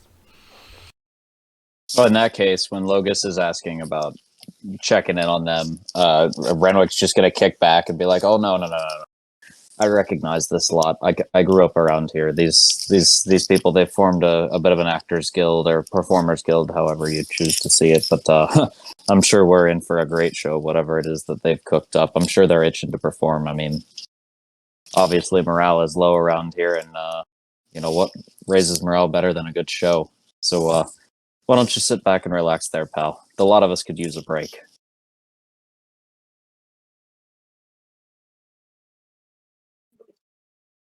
Logus is gonna. I mean, if you say so, Captain. I mean, it's just the word new. They said they've been recycling the same 2, 3 shows, and there's something new gonna happen. It just makes me a little uneasy.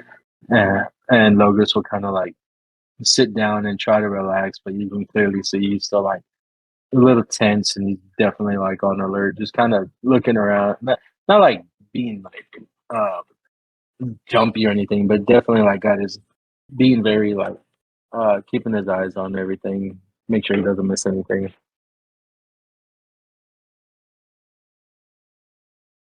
Yeah, I think overhearing this conversation kind of sets off a very, very mild paranoia is almost too strong of a word, but like just awareness in Glader as well. And he's gonna be, paying attention to the show and everything, but still also keeping an eye out with Logus, just on the slight off chance that something is up. Okay, yeah. You guys kind of sit on edge, remain quite alert, looking about, and eventually the lights do dim, and a young man seems to be catching the focus of the light in the center, and he's well dressed, comes out, and a bit of a top hat type of a situation, and a very nice, bougie, colorful vest. He smiles at the crowd and addresses him. Oh, another lot for the show then. Well, you are all in for something grand. We are not going to play a musical number. We are not going to quote poetry, nor are we going to repeat the same old play or two we have been in the past. We are for the premiere, a new play written by our very own. Yeah, sit back and enjoy not a tale of sadness or tragedy, but heroism and hope. And with that, he kind of sees his way off stage, and there's a bit of like the thunder rattle noise, and then the curtains slowly open to looks like a humble cottage and some farm folk, and the play kind of begins a bit of dialogue between a husband and wife farmer, and it seems to be, it's going to be a multi-act play, but it definitely begins with a farmer speaking to his wife and whatnot. And as this play kind of begins, the crowd hushes and becomes quiet and intent, and watching the interaction between this husband and wife. I'm gonna roll a die real quick. Oh, give me a second. I am going to need Locris. Go ahead and give me a perception check.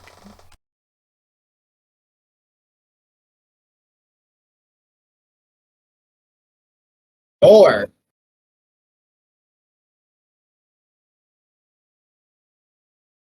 Okay, so the play continues on, and the farmer and his wife, they have a child together, and it is just the best thing in their lives.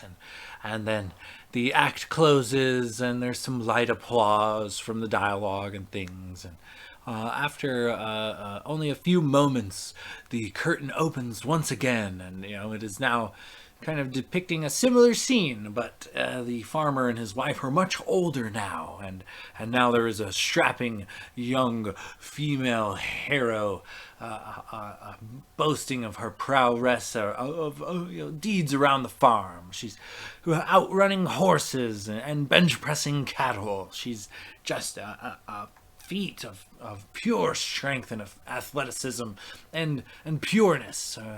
Her divine senses and kind of pure ways definitely radiate hope and things and whatnot. That being said, I'm gonna need to roll another dice. Give me a second.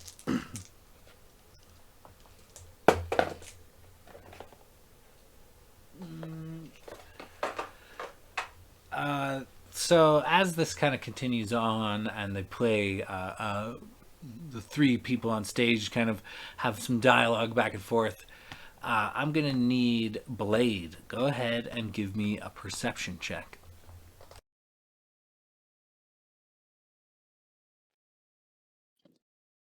Uh, 14.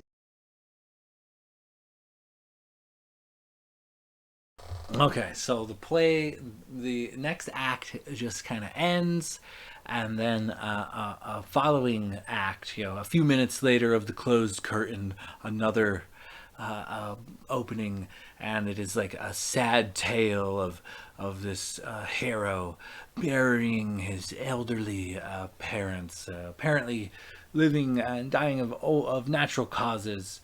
And frustrated and alone, she weeps as she buries them, but she vows to see the world for them, and to go out and experience life before it's too late. And once again, I'm gonna need Locris. Give me another perception check.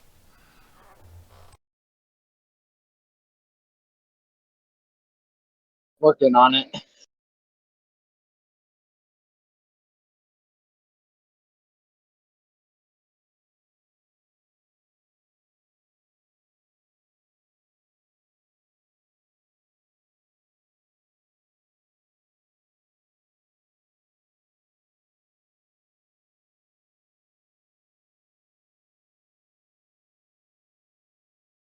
Uh,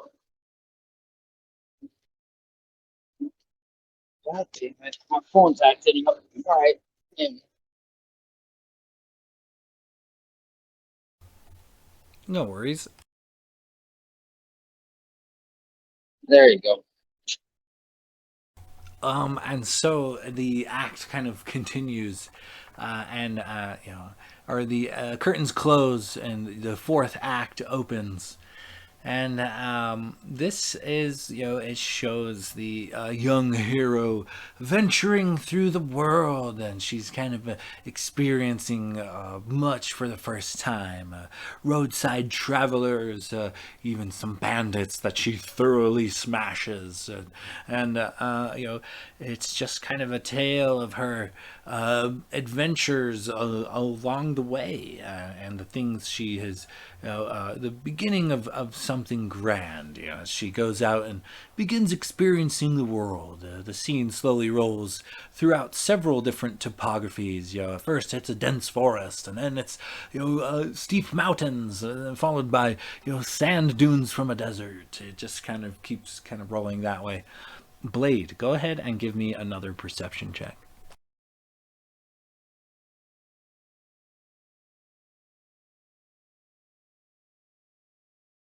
Oh man, natural one for a 4. Okay, so the act closes and the final act opens. And within the final act, this hero has finally, it seemed, acquired a small crew of allies throughout her travels, and they have been beset upon an ancient and terrible beast, guarding within its lair some magical secrets that must be obtained for the bettering of all of the mortal races. And it is a tale of this epic clash between this great monstrosity known as a chimera. Does battle with this small crew of adventurers, and as this battle scene depicts, there's lots of sound effects waving from the thunder wall, and the lights, they shift. There's a few smoke and screens, and a few pops of firecrackers, small fireworks and things to kind of add to the dramatic flair. And with that, I am gonna need. Let me see this real quick.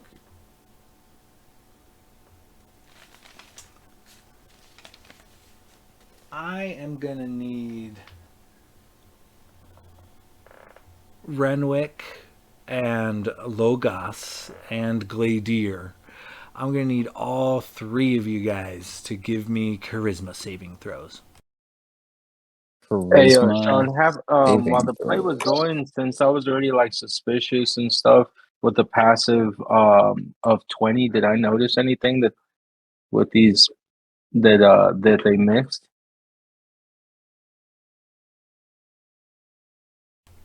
Not particularly. We'll get to that in just a second, though. Let me write that down. Yeah, my passive is Also, 20. Oh my god, you're not gonna believe this. I have a +0 to charisma saving throw, but I rolled a nat 20. You also get a +3 because you're within 10 feet of me. Everyone within 10 feet of me gets a +3 to saving throws. In that I got case, a nat 20 +3. I got a 16 with that aura. 23 total for Logos. What'd you get, Gladier? Not terrible, but not great. 14.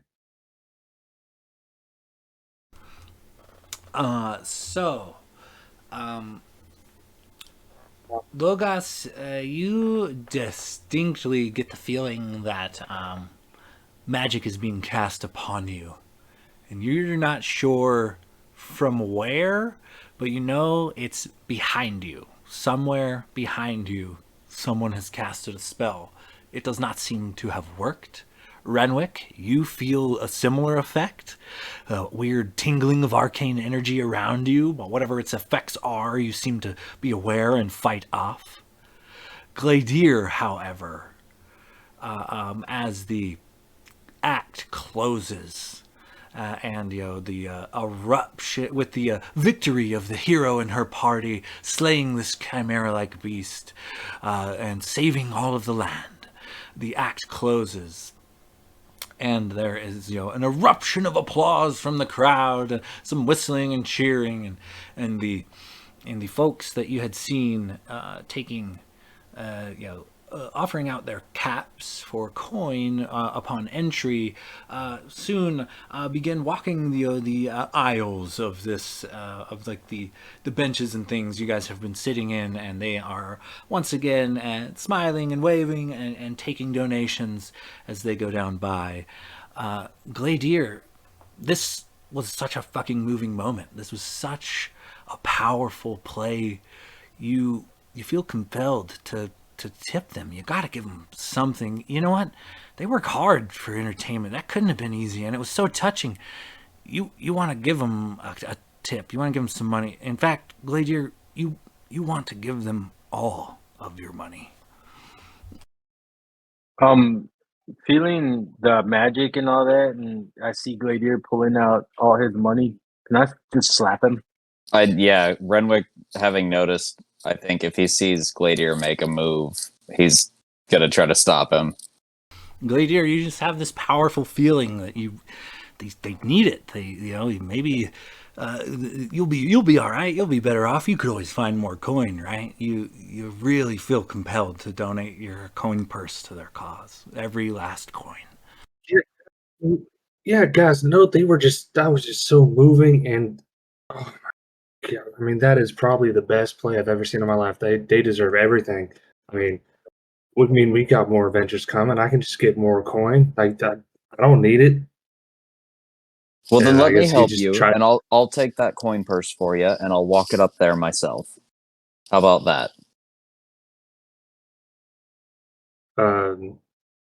DM, does the nature of the spell allow me to take persuasion in that way? We're gonna have to roll it out. I'm gonna say your insight versus Renwick's persuasion.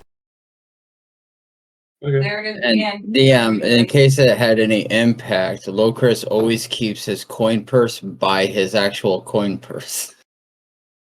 After Ariel. And Renwick fucking does later. the same. It is canon. The entire party actually does that. We all basically got fanny packs right above us. Well, Sean, would you allow, since I knew that someone tried to cast a spell on me and seeing Gladier really act out of pocket, can I just fucking slap him? Oh, for sure. Go. I don't- You can. You definitely give him a good bitch laugh. The immediate pain and sting of things doesn't seem to break the condition, unfortunately. I rolled a 19 on that persuasion, by the way. I only rolled a 6, or I'm sorry, I rolled a 6, but it's a 7 plus 1. A 7 insight. Gladier, Renwick's your friend, and he would never do you dirty. If he says he'll deliver it for you, he will. And man, those people really deserve your gold. Logus Oh. is gonna kind of like stand up and like put after he slapped Gladier, just act like that was part of what they do, and he's gonna like start like fumbling around for his coin purse, but like turn around and stretch and kind of act normal, but try to see if he can see where that magic was coming from. Okay, give me a perception check. You know, yeah, and Glader just like, oh, okay, you know what? Yeah, that's probably a good idea. You're a lot smaller. You can weave in and out of the crowd better and get to them quicker because I just want them to have this gold as soon as possible. This was such a fantastic play. Ah, God, we should come back here again to watch it again. And then he Yeah, just hands his that sounds great, buddy. friend. I wholeheartedly agree, and I rolled a 15 plus 10, 25 total.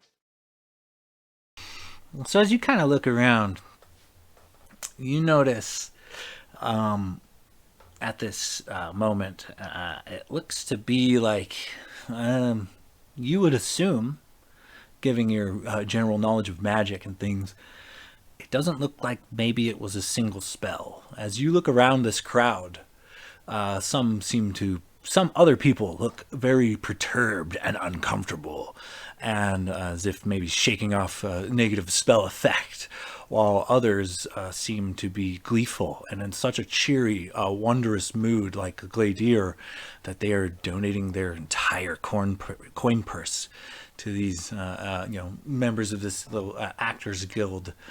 And it looks like a lot of people have been awful generous to these people. But as you kind of look around, you gauge that it was probably more than one person, maybe several people at the same time. But Logos, you see it at about the same time everyone hears it. A blood-curdling scream echoes throughout the theater. And as you look over, Logos, there are 3 or 4 members of people suffering from the graying stumble into the theater from the back row, perhaps unnoticed. But as they approach the crowd erupts in chaos. A scream turns into a bolt, and everyone begins tearing out, leaving the theater frantically in a panic as fast as they can.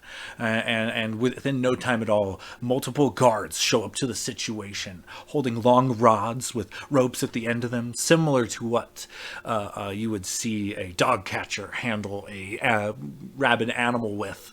And many guards, keeping these graying at distance, subdue them with these collars and wrestle them to the ground and roughly drag them out of the theater. And as they do this, other guards show up and start making rounds around the theater. All right, show's closed. We're not having any more shows till we get the clerics in here to cleanse the place. Everyone out. Move along. The guards kind of begin dispersing the crowd, and it looks like even the actors behind the stage as well. As we're exiting the building, can Renwick try to tail one of the actors or stagehands? Certainly. You can give me a perception check to kind of spot one in the chaos. Locris, as you go to stand up, a leather parcel falls off of your lap onto the ground in front of you. No shit, natural 20 for a 26. I pick up the parcel and pocket into my bag of holding.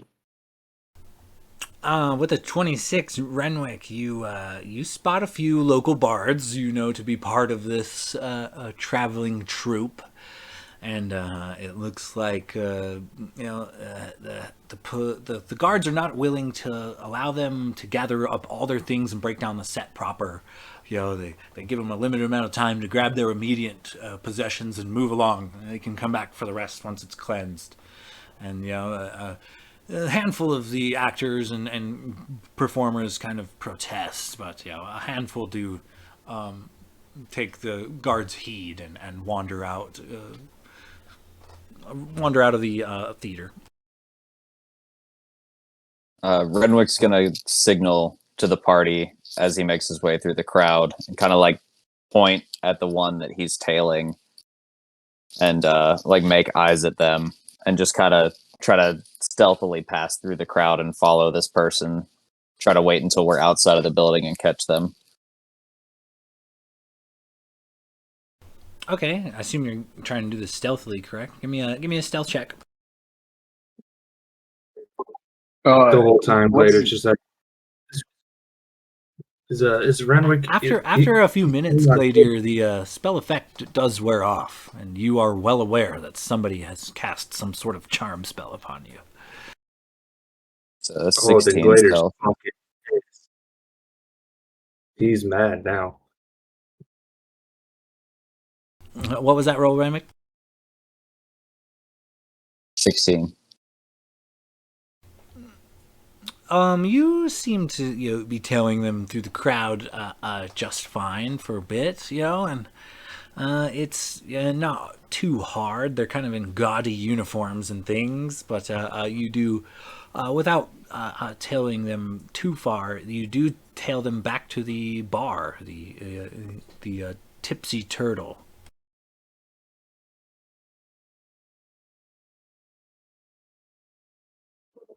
Logus is going to see Gladier kind of snapping out of it, and sorry about smacking you, big guy. I was trying to break that charm. They try to do it on me too, and I assume everyone else. But I think Captain has a beat on who was trying to do it.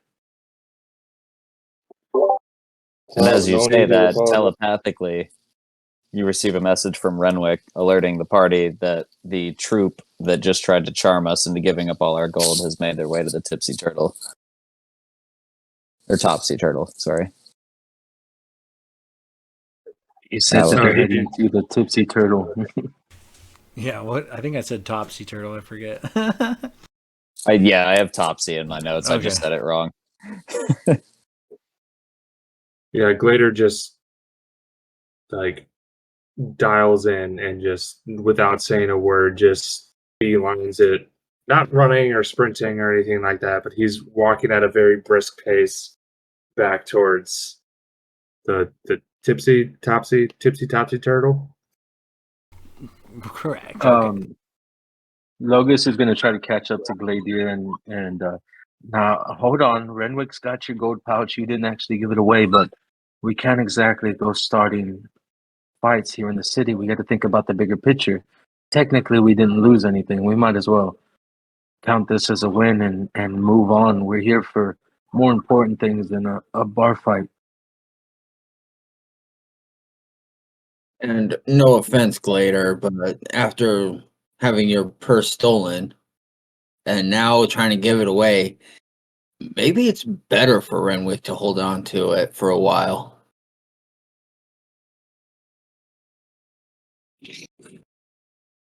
Glader just takes a very slow, deep breath and like exhales, trying to center himself.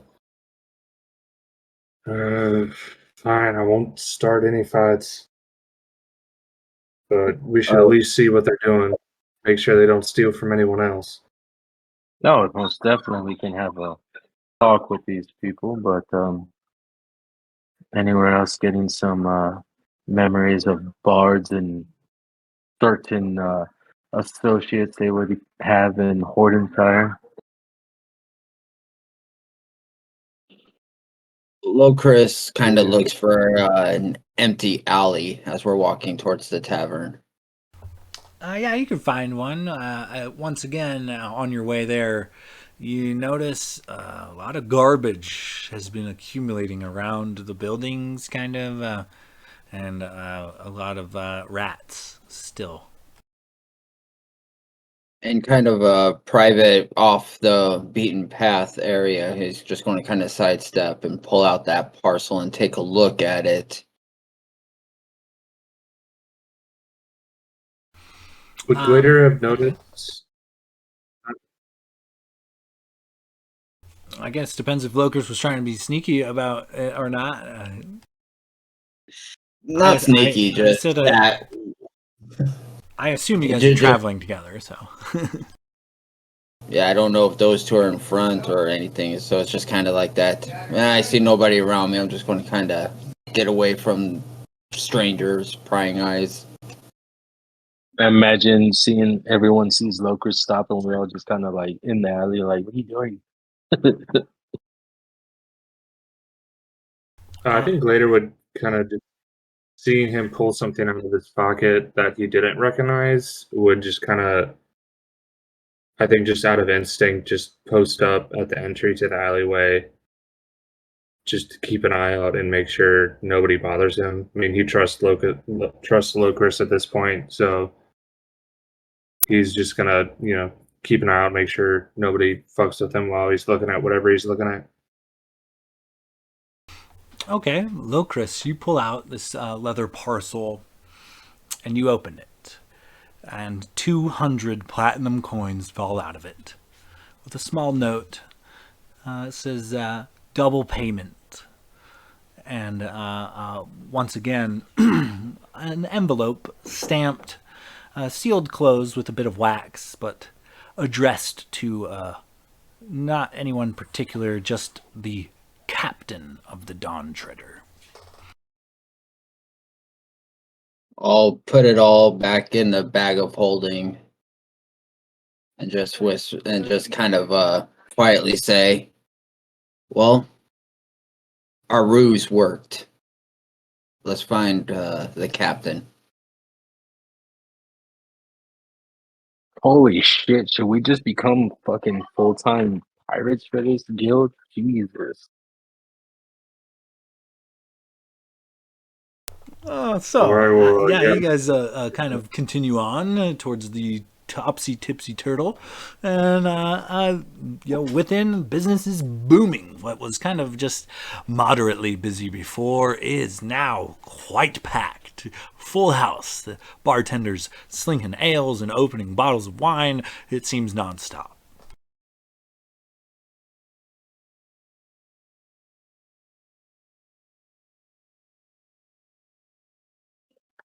Logus is Uh, gonna go like up to Blade and oh man, Blade, this looks like quite the audience for an impromptu performance. It's been quite a while since you pulled out that old loop there.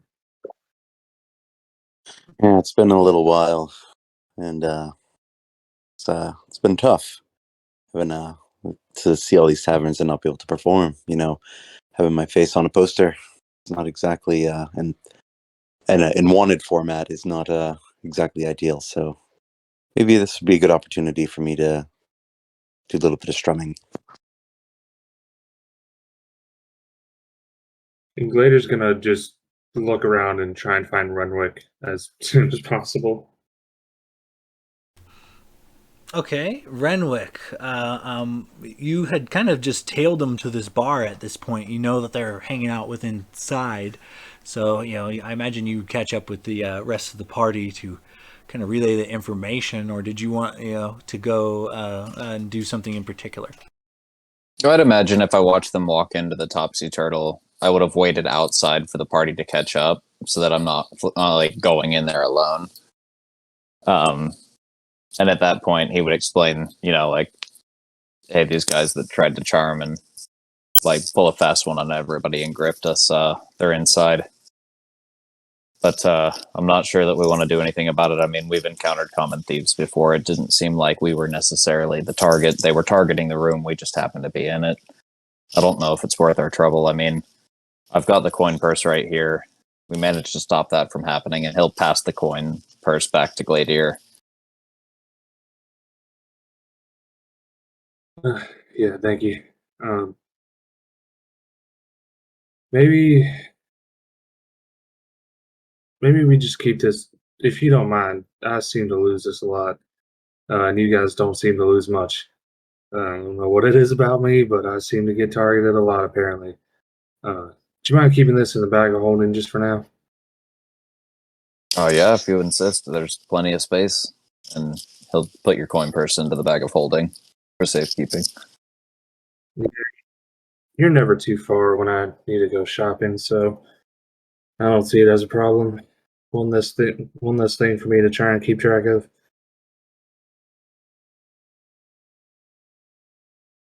All right, now. So what are we gonna do about this? They were targeting everyone in the crowd. Should we tell the guards? Should we just leave it, drop it, let it go? And what about this Locris? What was in that parcel that you pulled out in the alleyway? Where'd you even get that? Fuck if I know. Apparently got dropped off while I was enjoying the performance. Think it's better discussed in quieter settings. Yeah, should we head to one of the rooms that we have rented and talk about our current situation? I think this might be a good opportunity for maybe Blade to make some extra coin with all these people here. Maybe get a battle of the bards going and a reason to pick a fight with these people.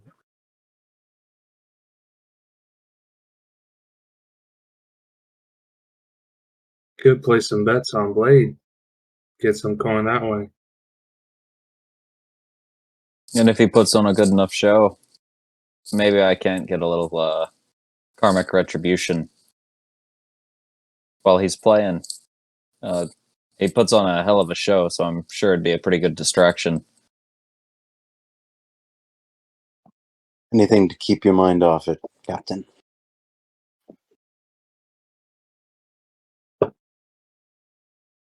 So why don't we challenge one of these bards? See what they can do. I think our Blade can give them a run for their money. Blade's going to kind of take a look around the tavern to see if there's maybe like a stage or maybe like an obvious place where one could perform. Yeah. Go ahead and so you guys want to enter the tavern? I assume. I assume this conversation's happening outside the tavern. So. Yeah. So we would head inside at this point, I guess. Okay, yeah, you guys head inside, and it is bustling, elbow to elbow business. Blade, as you kind of look around, similar to other taverns you have seen, there seems to be 2 or 3 different bards kind of entertaining a small crowd of people nearby.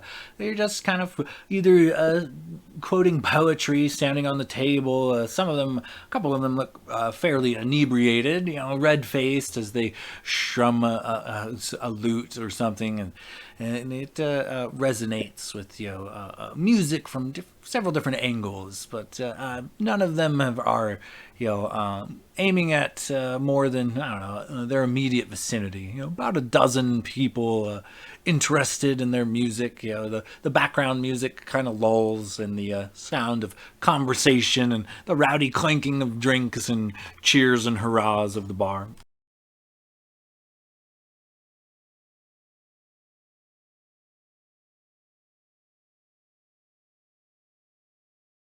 So do you think, Blade, you want me to throw down some fog cloud and make it look like a smoke machine for you or something?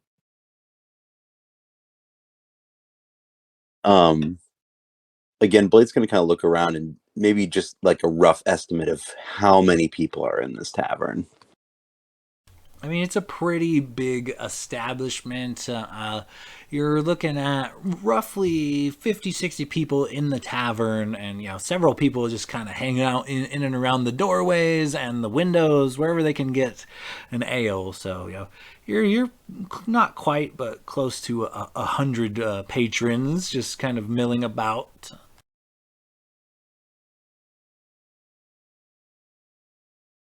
So Blade is going to approach the barkeep and kind of say, why don't, I know it seems a little much, but I'm looking to have a good night tonight. Why don't how much would it cost me? And maybe could I get a group rate if I were to pay or buy a round for the house? You want to buy me around, or you want to buy the entire establishment of beverage? The entire establishment, including you. Well, we can keep a running tab. By my estimates, between A shot? Are we talking a shot of strong spirits? Maybe a glass of fine wine? I've got a few choices of ale. Or to each their own flavor. It might be kind of expensive that way. A couple hundred gold pieces at least. I'm talking the cheapest spirit you have. Cheap spirit, about 100 heads. You're still looking at a couple hundred gold. Well, I am a musician. I can't really afford that.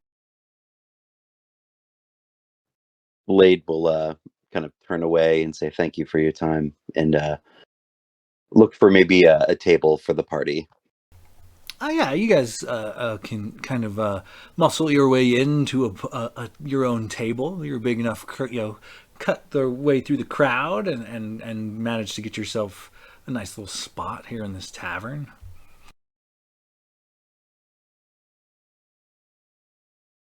Glader's gonna, I guess, sit down next to Blade and put his hand on his shoulder, and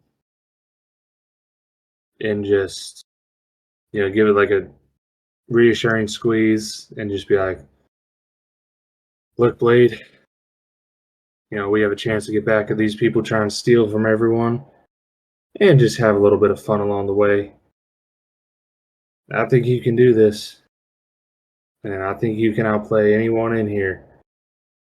But just in case, let me give you a little bit of luck. And I'm going to cast Fortune's Favor on Blade. So for the next hour, or it takes a minute to cast, but so I guess I have my hand on him for the next minute. But for the next hour, he has the luck feat one time, so he can re-roll any d20 die for an ability check, attack throw, or saving throw, and pick whichever die he wants. And seeing him get ready to pulling out his loot, maybe tune in a little bit. If he's gonna go up there, I'm gonna be like, "Oh yeah, buddy, you got it over any of these bards here, man. No one can hold a candle to you." And I'm gonna cast guidance on him. So whatever you roll a d4 and add it.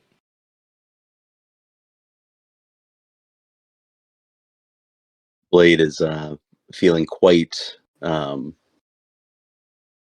inspired, honestly, and feeling good about his reassurance from the party. And in doing so, will hop up out of his chair and hop up onto the table.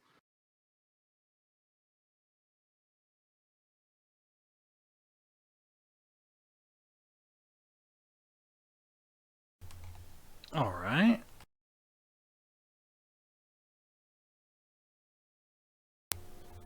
And so, you intend to give some sort of performance, I assume?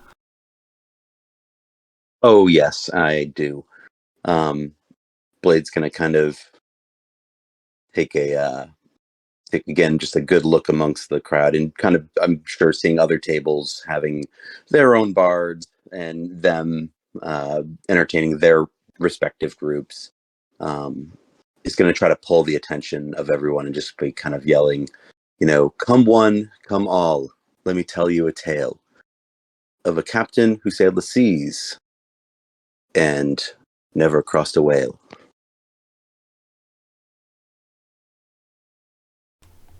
Okay, and as you kind of go about your way, you get a few people's attention, and Blade, as you kind of go for your loot, you pull it to find only a strap.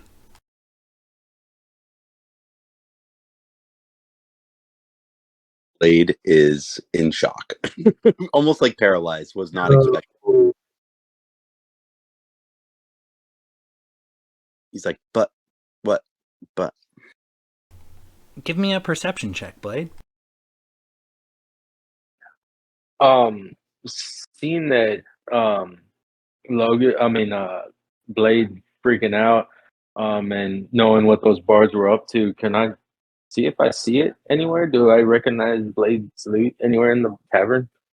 Go ahead and give me a perception check.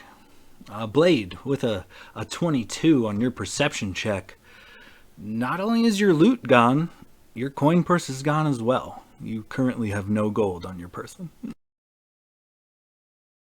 Oh man, I got an 18 plus 10, 28. Logos, you do not see Blade's dragon tooth loot anywhere in this bar.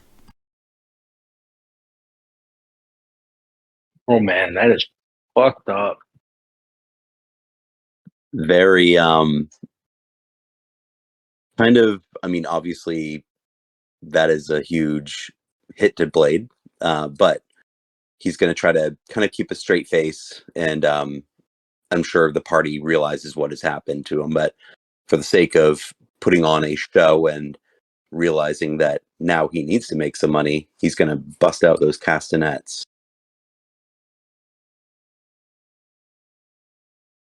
All right, perfect. Give me a performance check. We'll say since your friends aided you, you could. I think you get some certain bonuses there. What did you guys hit him with again? Like a luck and a +4 or a D4 or something?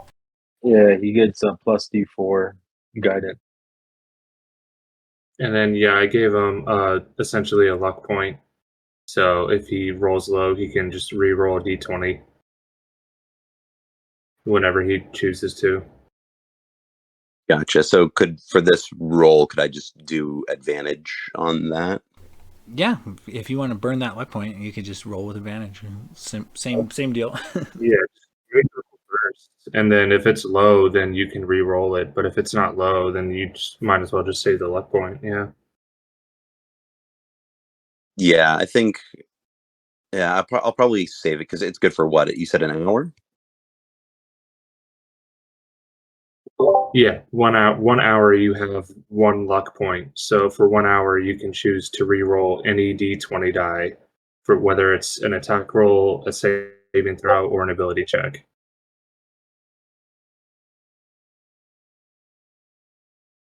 I rolled a 14, and honestly, I think I'm going to stick with it. I think it's kind of fitting because Blade would be, I think, just a bit distracted.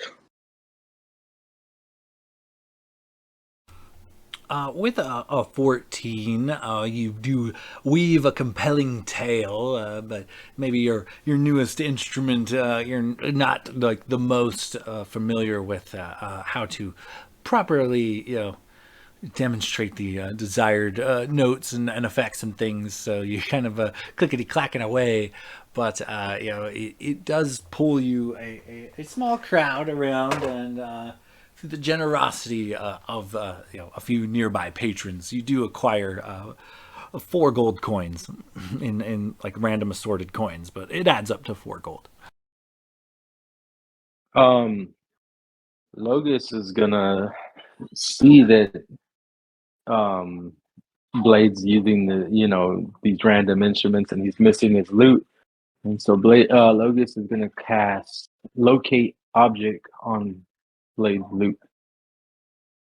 Okay, go ahead and read me the spell, the language of the spell, if you wouldn't mind. Describe or name an object that is familiar to you. You sense the direction to the object's location as long as it's within 1,000 feet of you. If the object is in motion, you know the direction of its motion. The spell can locate a specific object known to you as long as you have seen it up close within 30 feet at least once. Alternatively, the spell can locate the nearest object of a particular kind, such as kind of apparel, jewelry, furniture, tool, or weapon. This spell cannot locate an object if any thickness of lead or block. If there's any lead in front of me. Once you cast this spell, your eyes kind of glaze over with arcane energy for a moment, but you get a ping. You do sense the direction in which Blade's loot is. It is nearby. You definitely sense it. Logus is gonna just stand up and say, "We need to go now," and run up to Blade on wherever he's at and tell him, I know where your loot's at. We need to go now. And he's going to start heading in the direction of where this thing is telling him it's at. Glader, without hesitation, follows as well. Yeah, Blade would definitely follow, of course, but I think he's just again kind of lost in it. Maybe just like looking under his chair, still just like I mean, it was just here. Yeah, Renwick slams his drink and follows the party. Okay, so the lot of you make your way through town. It is late at this point. We're early morning hours, midnight, 1 a.m. And you guys make Logos. You kind of follow this sensation, and you make your way towards a warehouse here in this district. And as you kind of look on, there's a few patrols that look to be patrolling this warehouse. A couple of city guards occasionally, slowly make the rounds, walking, making a full circumference around the building, every so often. But that is where it leads you, and you can sense that Blade's loot is inside. Renwick, maybe you should maybe we throw out the Dawn Treader's name, see if these guards might be on the payroll for the shadow specialists. If they're guarding something that has the potential of being stolen goods, they might be a little bit shady. So if we throw out that name, they might let us in, and we can get back the loot. As you guys are kind of watching this warehouse, give me perception checks. It's a natural 20 for a 26. 19 for Blade. All of my lowest. Sorry. 7 because I never 10. perceive Logos got a 28. Literally, my lowest rolls always are fucking perception. I rolled a 3 on the die, so that's a 4. Well, it's dark, so that Me makes and sense. Logos and Renwick, you guys notice after this guard patrol kind of walks by with their torches and lanterns and whatnot, a board seems to shift to the side ever so slightly, and a teenaged boy, and then followed by yet another, and then another, make their way out of this warehouse, and they seem to be walking briskly down a nearby alley. Logos, your sense of Blade's loot, however, does not change. It's still somewhere within the warehouse. Do I recognize these as the little boys who were asking for tips in the theater? You do. Logos is gonna say, it's those fucking actors from that theater. I reckon those little boys just came out of that side of that building. They were those ones asking for tips.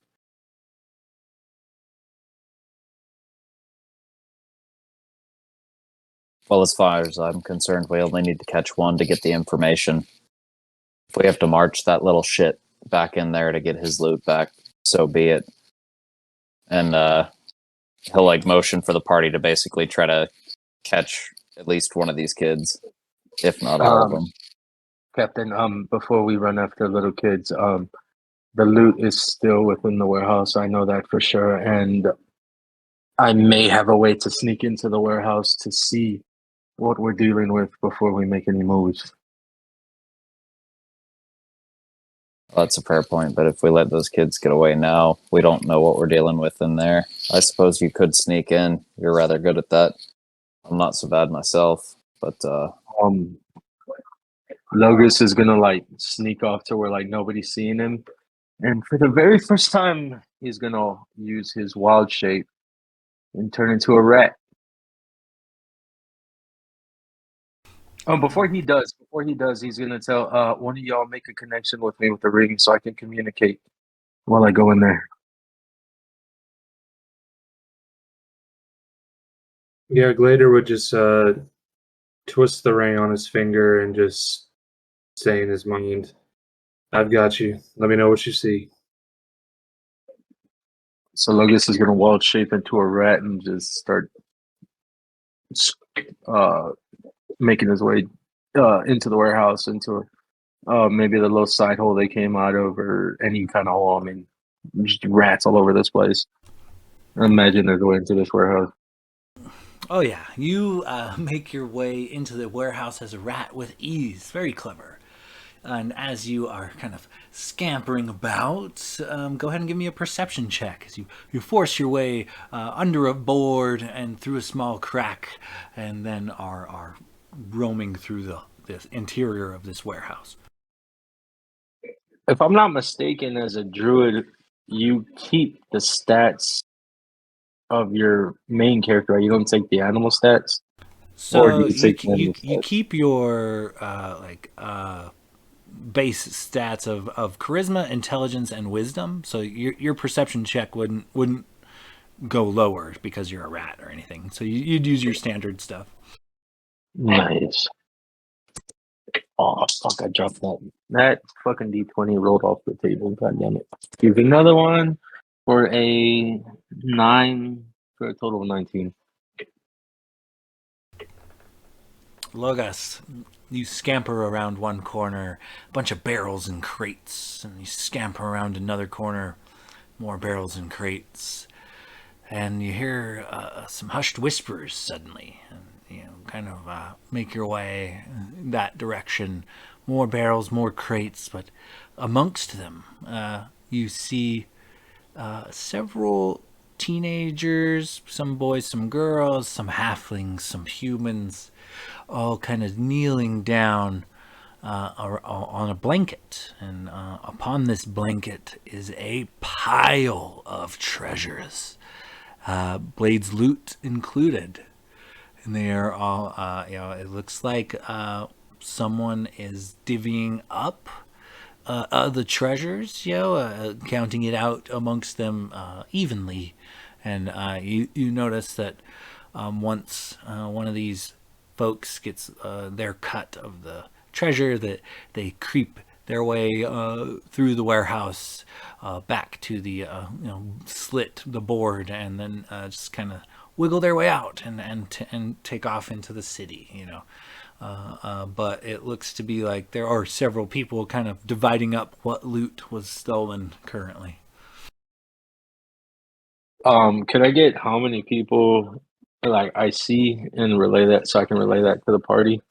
It looks like 6 kids left, kind of waiting for their cut of the loot, and a 7th doing the cutting.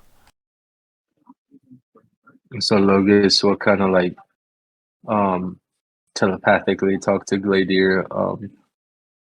We have 7 adults and 6 children in here. They're divvying up all the loot. Gladier's loot is in here. Are we gonna burst in on this party and take all the treasure, or do you want me to just track the loot and point out whoever it is once they leave?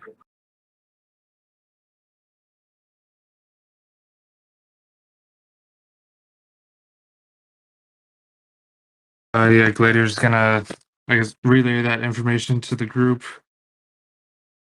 So, yeah, what's the plan? We got a few kids and a few adults inside a warehouse guarded by the city guard. And they're guarding a whole bunch of loot, including Blade's, well, loot. Different kind of loot, but yeah, you get the point. I'd say track the kid and take the loot from him before we go barging in, just in case this ends up being a city on the take sort of job, and now all of a sudden we're running for our lives. Yeah, no, that's smart. That's smart. We should just, yeah, I agree. We should track whoever ends up with the loot and just take it from them. Does everyone else agree to that plan? Blade will nod and just be like, I don't want to hurt anyone, but Yeah, all my loot back and my coin purse too, if they have it. we won't loot anyone if we don't have to, or we won't hurt anyone if we don't have to. And I guess Glader's gonna go back to telepathically communicating with Logus and just say, all right, so I think our plan, the best plan that we've come up with is you keep an eye out for Blade's loot and his coin purse. And I mean, loot primarily, but coin purse second, I think, is where his mindset is at. But see who ends up with those, and then we will just tail them and confront them outside of the warehouse to get back his belongings. So if you can just keep an eye out and see who leaves with those and give us a heads up, then we'll make sure we stop them. But charging a whole warehouse and potentially setting off a whole city guard is probably not something we want to do at this point in time. There is just throwing it out there. There's a fuck ton of treasure in here. They seem to have pulled a haul, but yeah, if that's what y'all want to do. Do I see Blade's coin purse? And also tell Gladier, remember this ring only lasts 10 minutes. If someone else needs to connect to me when yours is gonna go down. Oh, true. Yeah. Good Go- thinking. Sorry, go ahead and give me another perception check, Logos, as you're kind of looking amongst the spoils. Man, another natural 20 for a total of 30. You are on fire. It does appear to be several people's coin purses, and they're kind of going through it.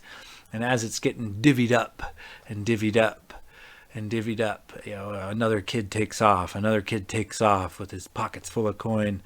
This person gets to this like a bunch of gems and things, like pretty little coin purses, and starts hoarding up, handing over some of these coin purses, and opens one that looks what you recall to be Blades, and rather than tossing it to the person or putting it back with the loot, it seems this cloaked individual stares at the coin purse for a moment, places it into their own cloak, and continues divvying things up. And when they get to Blade's loot, something similar. They take the loot and tuck it away in their cloak. And once the last of the teenagers has been paid, a hefty portion of the coin is still left behind on this blanket. This person wraps it up, throws it over their shoulder, and kind of just begins to make their way briskly out of this warehouse. She takes off. You see a young female halfling begins to sprint towards the hole in the wall, slides the board aside and begins to squeeze her way out. Is our Logus is telepathic gonna- communication still up? Yes, it is. This happens really, really quickly, surprisingly so. Logus is gonna say, cloak figure on the move, coming out now. Female halfling has his loot and his coin purse. Be ready. She's heading out now. Yeah, Glader's just gonna share that information and pull out his sword and kind of move to a position to try and block where he, like, probably, I mean, I'm assuming we're like maybe across the street, like just parallel on the other side of the street. So he's probably gonna try and move to a position where he's been seeing the teenagers come out so he can, be ready to tailor and or confront. Okay, yeah, and as you kind of position yourself, just so you do see a small halfling woman kind of squeeze out of this board with a hefty sack in tow. Logus would have been telling her in rat form, and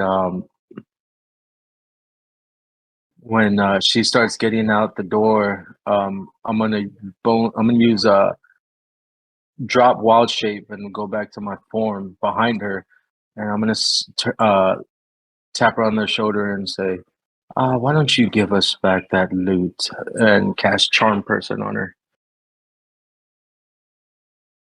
Okay, what do you need for a charm person again? Wisdom save 15.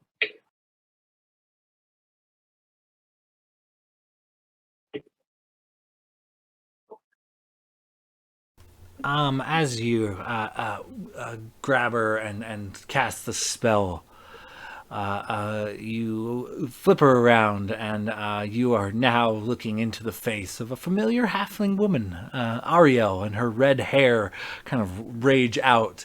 And as your spell fizzles towards her, it doesn't seem to work, and a look of terror kind of comes over her face. You again? Oh my god! And I'm gonna need you to give me a dexterity saving throw.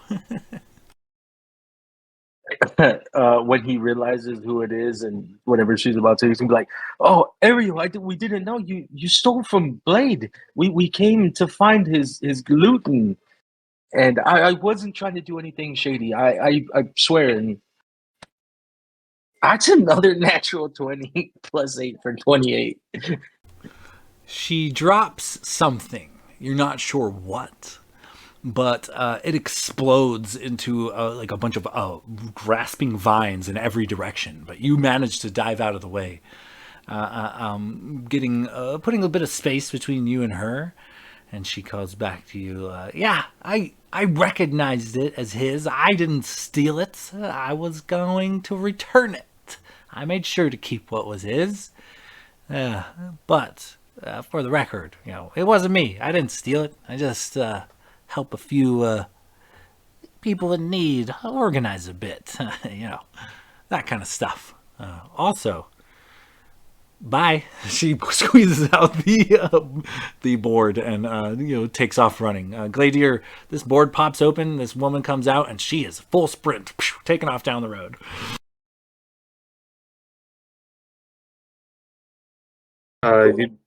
Gladia's just Logus, gonna before fucking book it. Gladiator sees her, Logus is gonna tell her through the telepathic thing.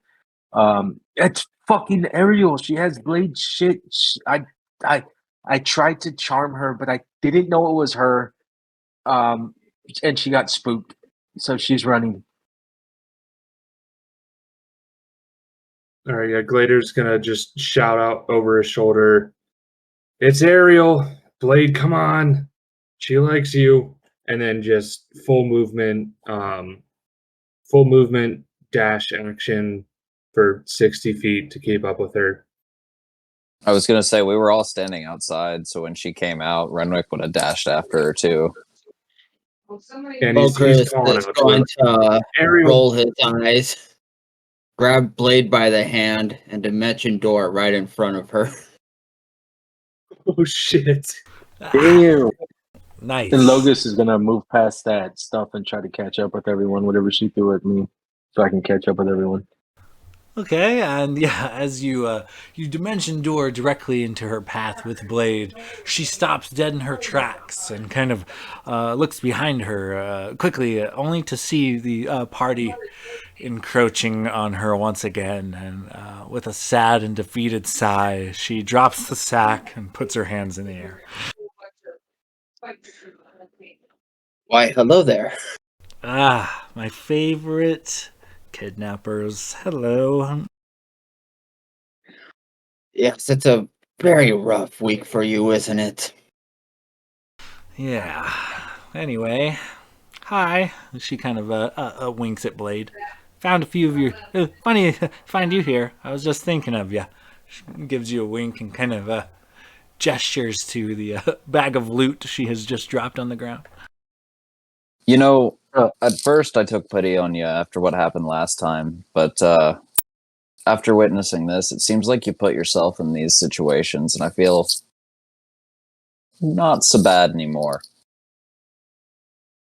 And To be fair, if I knew it was you guys, I would not have convinced those youngsters to steal from you. I didn't really. I organized the situation. I didn't really execute the individualness of it. How was I supposed to know you guys were gonna be there? That's not my fault. oh, so Yeah, you Logan. did you recognize Blade's loot, or were you taking it because it's a pretty loot and you figured you'd get more money for it? She produces Blade's loot and a coin purse from under her own cloak rather than in the loot bag. But she kind of smiles. She says, I had intentions on giving it back to him if we ran across paths again. I had no idea he was even around. And Can I roll insight to see if she's serious or if she's just bullshitting us? Yeah, go Blade. ahead. Yeah, Logan would have caught up to the group and putting it out there. I did try to charm her again, but I didn't know it was her. Before she says anything, I'm gonna put it out there for everyone. I was trying to help Blade. Nothing weird. Renwick's just gonna look at Logus, look back at Ariel, and be like, you know what? The two of you are both forming very unhealthy patterns. And then he's gonna pick up the loot sack she dropped and rifle through it, since he believes that she was actually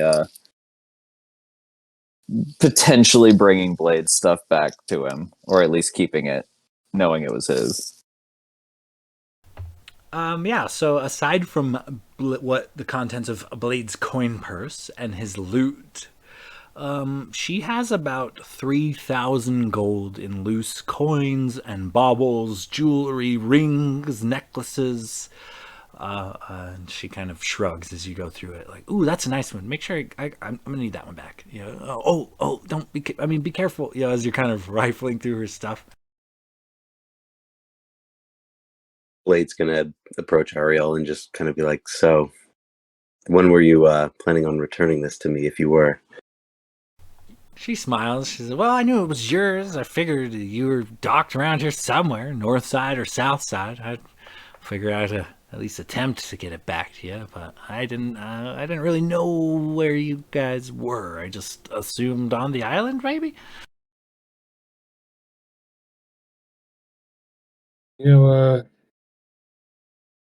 Ariel, I like you, and so because of that, I mean, this is just my opinion. Obviously, I'll have to take in the opinions of my group, but my personal opinion on this matter, you were stealing, and well, maybe you were stealing partly from some dirty folk. Not all of them were necessarily dirty.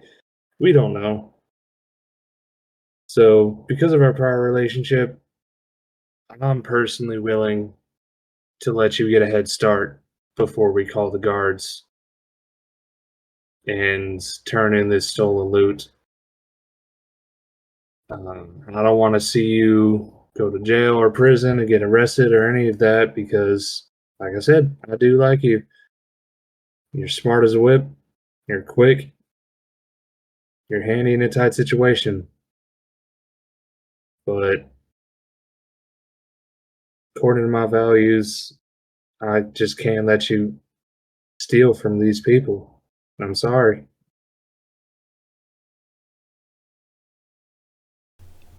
She smiles and kind of shrugs. She's like, "Well, I guess whatever you say, Paladin."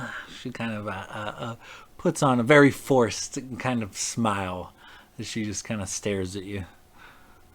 Give me a perception check, lady. She tries to fucking steal from me again. Lose my shit. It's gonna be the end of it for Ariel. Well, you don't have a coin purse to be stolen, so True, it is in the bag of holding, but I rolled a fucking 10 because Gladier's goddamn blind.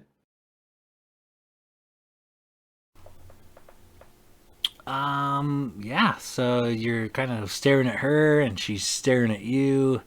Her eye contact never breaks. She's just staring at you, kind of a forced grin. Why did you want me to roll the perception check? I'm paranoid now. Did I see anything with my passive of 20? We'll say, yeah, a passive perception check, you would notice maybe like a little subtle body language. While she is staring intensely at Gladier, she throws like a weird hand motion briefly. It could have been like a twitch, but it looks like she threw a hand motion towards this dark alleyway behind you, and a few of the shadows seem to disappear. So do I Renwick get the will impression periodically that check. she was? Well, do I get the impression that she was holding off people from confronting us, or was she signaling somebody? Give me an insight check. I just wanted to say Renwick will periodically check to make sure the bag of holding and his coin purse and everything are still on his person with Ariel nearby.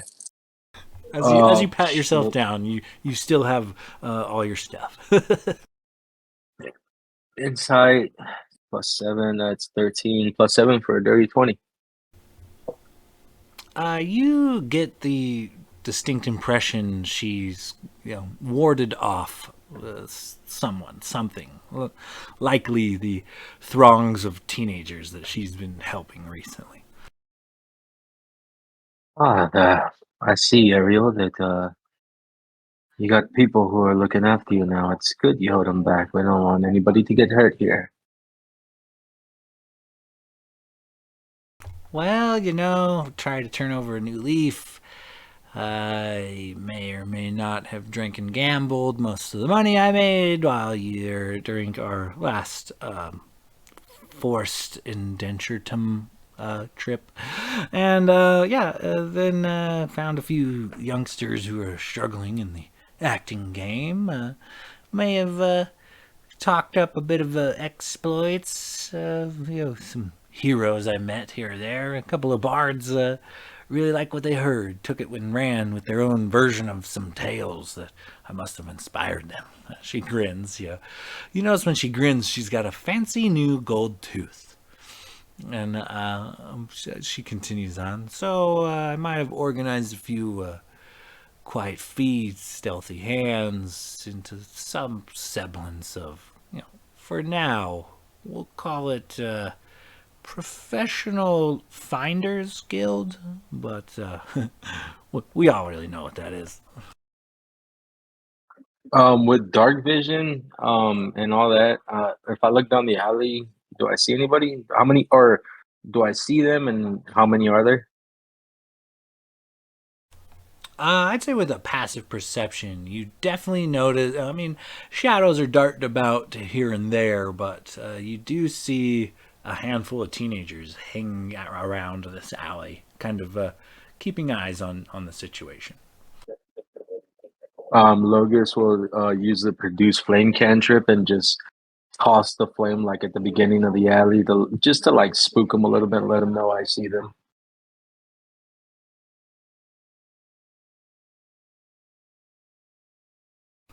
Okay.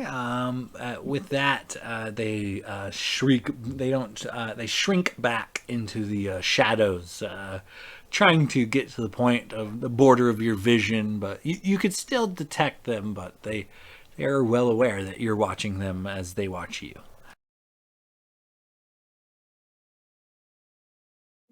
So That seems fellas, like here's the our deal. friend here has a little army. I think you should let me return some things to Blade, obviously. And, sorry about being in the wrong spot at the wrong time, but, these kids are kind of dependent on me. That Bard troupe might have done well tonight for their first new performance in a while, but, yeah, with the economy and the state of affairs that it is, this is, to be fair, this is a wealthier kind of a district, one of the few that's not riddled with the bullshit of the rest. If anybody could use a little lightening of their pockets. It's the folks that are around here.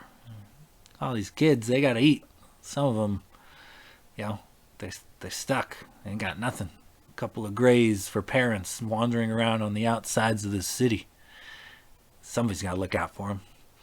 So why don't you take a nice hefty handful of some of those gold coins, and you look the other way there, paladin, or I promise you this: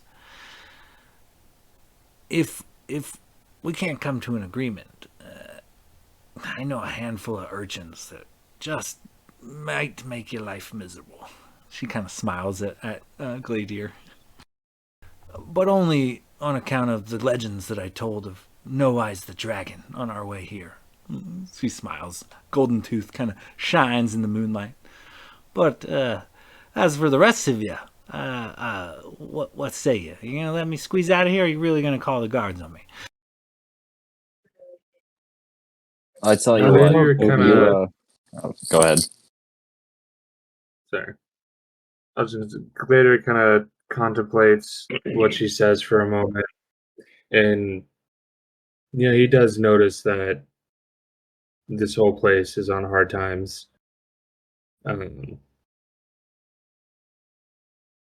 And with a lot of young, kind of touches his heart a little bit that a lot of, especially given his experience in life where he was without parents at a young age,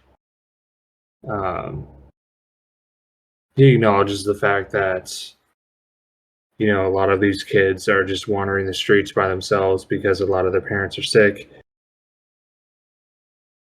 And he walks up to the sack, kind of like kicks it open and looks at it. All right, Ariel. I've got a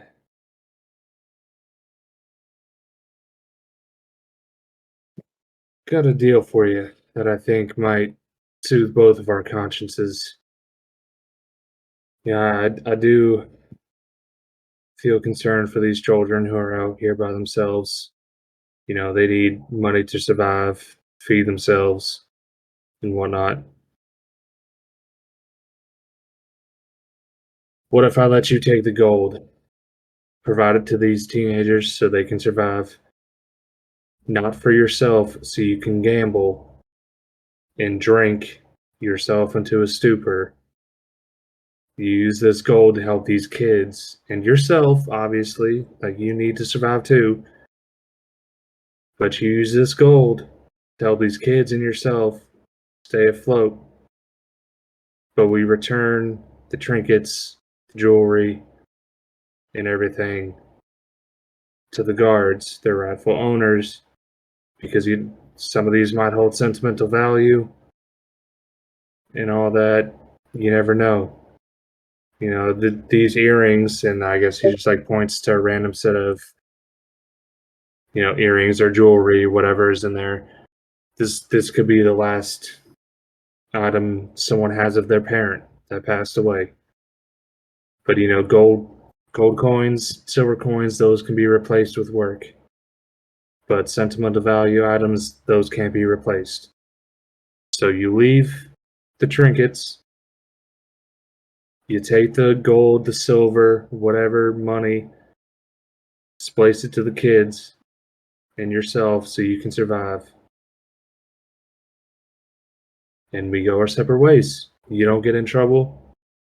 We return possible sentimental value to the rightful owners. Everyone goes home happy. I mean, of course, that's also if my friends here agree with that. I'm not going to go against everyone just because I have certain values. Just because I think something doesn't mean it's right. So I will defer to the rest of the group as well. As far as I'm concerned, I was just looking for Blade's loot and his coins. As long as they're all there, I think fair is fair. We've been known to do some shady things at times, but seems to be going to a pretty good cause. And Lugus will like nod over to where all the like kids are in the alley. But I do agree that maybe the trinkets should be returned to their owners, and gold is gold. But if there's anything that looked like it had any kind of value towards someone other than monetary, of course, should be returned. I think that's a perfectly reasonable deal. I mean, if anything, we've had our fair share of bad moments. She's had her fair share. Say if she gives us the baubles, we can turn them into the guards. She can take the gold for the kids. I mean, that's a fair cause.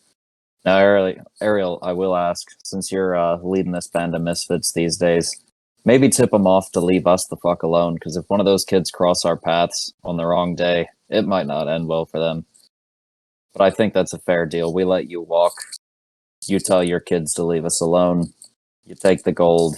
We'll return the baubles, and we go our separate ways. Nobody has to get harmed. It seems like a fair deal to me. Hey, Sean, did Ariel was she there when Renwick lost his hand, or is she like not seeing his tentacle hand yet? She has not. And, kind of with her hands up, she slowly puts them to her side. And she's kind of, okay, sounds reasonable enough. She pulls out, a portion of this loot.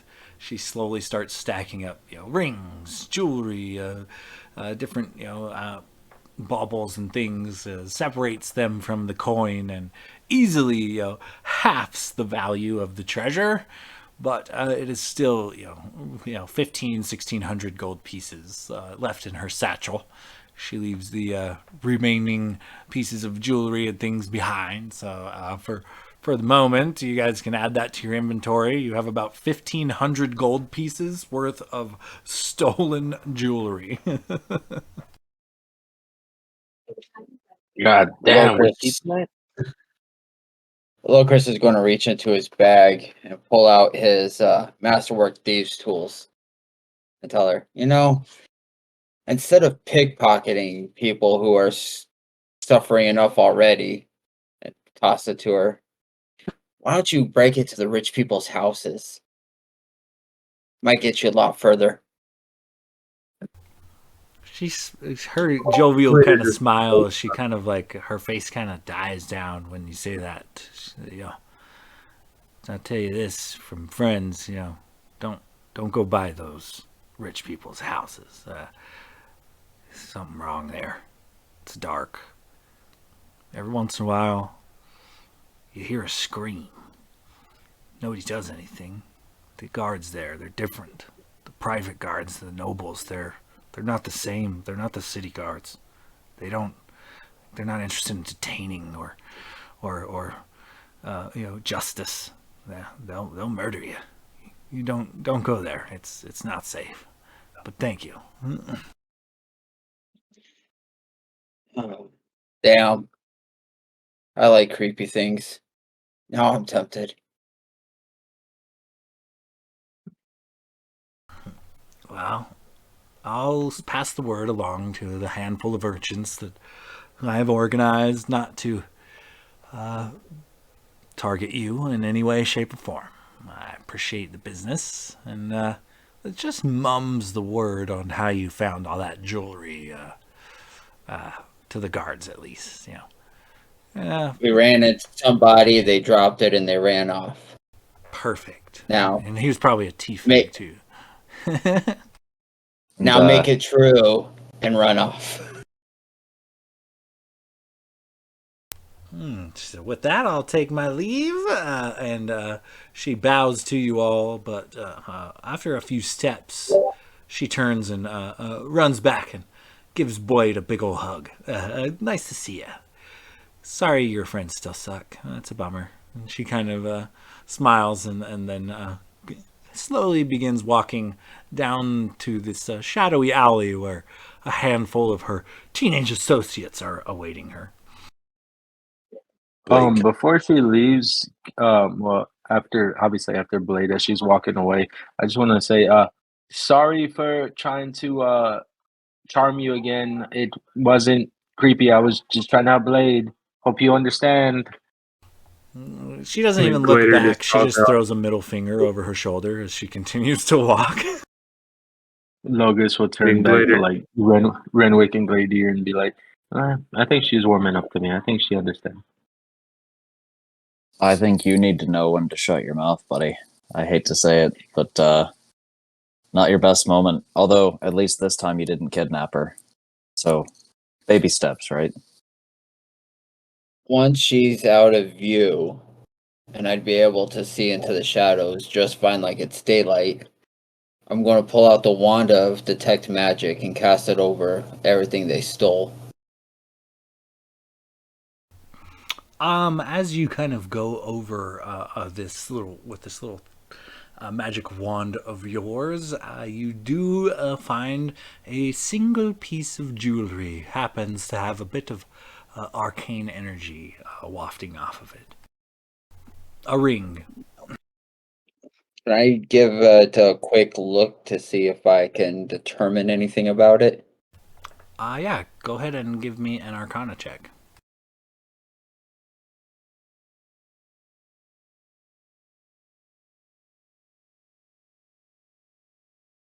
$19.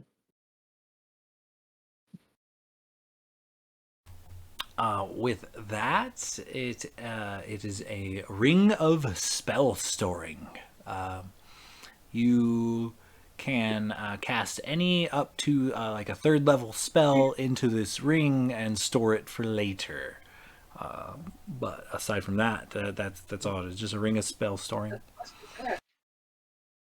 I'm just going to start shoveling stuff back.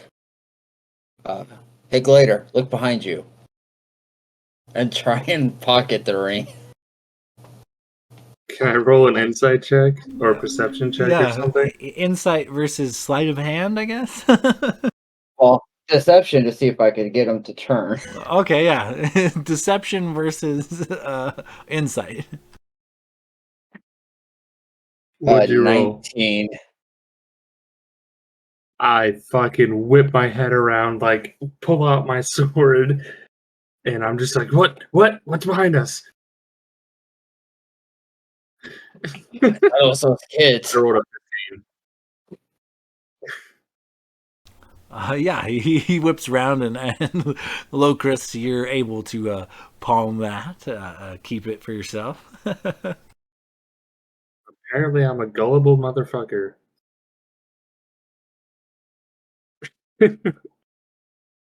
That's a good find, though. Well, Ring of help me spell put storing. all this stuff back. I yell at later.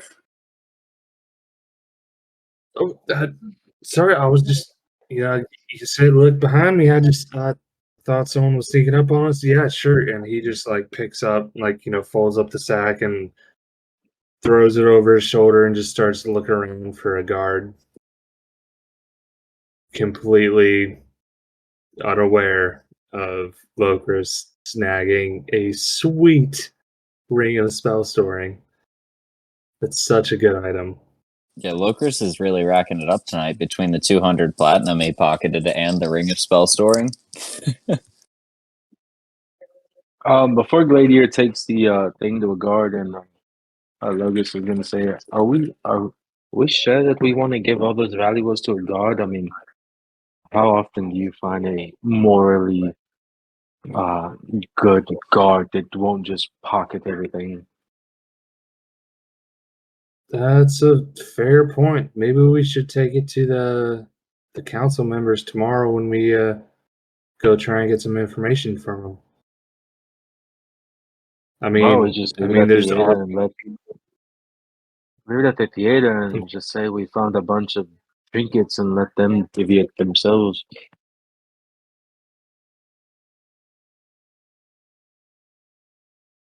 Yeah, I don't know. I mean, I feel like we should at least give this to some sort of authority figure. I feel like if we bring it to the council members tomorrow, if we found a decent one who we don't feel like they're gonna, just keep it to themselves, they'll divvy it back out to the proper authorities who are gonna, actually provide it back to the people who are, the owners of it, but I mean, I do see your point about just giving it to a random guard. I think that might be a bad idea. Any random guard could just keep it for themselves. But I think maybe we should just save it till tomorrow, give it to a council member, say we found these on the road, we believe they're stolen, and just let it be.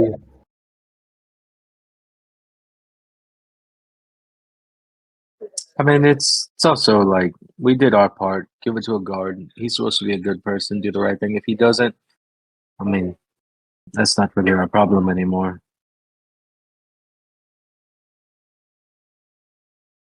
Well, I guess we can just leave it up to the vote. What's everyone else think? I'm up for giving it to a council member. Logus has a vote for a guard. Blade, Locris, Renwick, what do you think we should do with this loot? I don't necessarily want to raise eyebrows with the council, but perhaps we could give it to the bartender at the tavern. Since if anybody's missing something, that'd be the first place they're going to go look, especially after the way that show ended. Or I'd say we walk past the guardhouse and Renwick can sneak it up there, drop it off at the door, because we don't know who to trust and who not to trust. That's also a really good option. Just drop it off at the guardhouse. I kind of like that more than my council member idea. Blade, what do you think? Blade's kind of strapping his loot back on and making sure it's tied just right to the right level, and kind of looks at the group and just says, well, why can't we just keep it? Because the Dragonborn doesn't like it. Well, he might not like it, but we do have to fund our adventure somehow. And let's be honest, if we didn't end up with it, it would be gone anyway. Blade's gonna kind of just, again, looking at his loot and just like almost just losing it again, or, thought he was.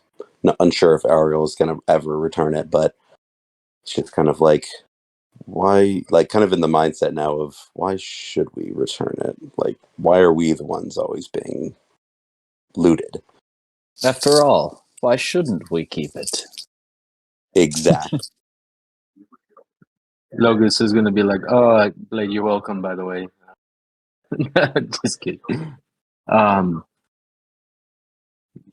mean, that's also a point, Blade dear. We also are people that need money to fund our adventure. We could just keep it. I mean, these people already have it missing. They probably already misplaced it. I mean, how the hell are we going to get these things back to each individual person who lost it? We have no way. Someone else will just keep it. Might as well be us. That's what the group wants to do. I mean, that's what the group wants to do. I'm not going to fight you. It's, for me personally, it goes against what I believe in. Fair justice and everything to all, but so I don't think I would partake in the winnings of this gain that we have gained. Well, I think that's But fair. I if you was just about do to that, recommend I'm that gonna stop. we don't bend your moral compass by cutting you in on this particular loot. Or, you could just view it as justice was served. We found who stole these things, and this is our reward. I don't know if that's how it works, but I will turn a blind eye to this. I'll leave it up to you guys. I have made the deal with the original thief to get the loot back, and then I'll return this loot to you to do with it what you will. If you all decide to turn it into the authorities and try and get it back to the rightful owners, that's on you. If not, that's also on you. Later giving us the But I'm not mad, just disappointed. Well, if it makes anybody's decision easier, y'all, everybody's about 400 gold richer. Once we get to a place where there's 4 walls and a locked door, I got some extra coinage to hand out. It's even Let's more sell. reason to keep the jewelry, man. 1,500 gold plus 400 each. Oh my God, Gladiator! Imagine all the things you could buy. Just drop off the damn bag. I do like All buying right. things, but I just don't feel right stealing from these people. Like I said earlier, what if these have sentimental value? What if he just picks up a random set of jewelry from the bag? What if this was the last item that some person has of their mother?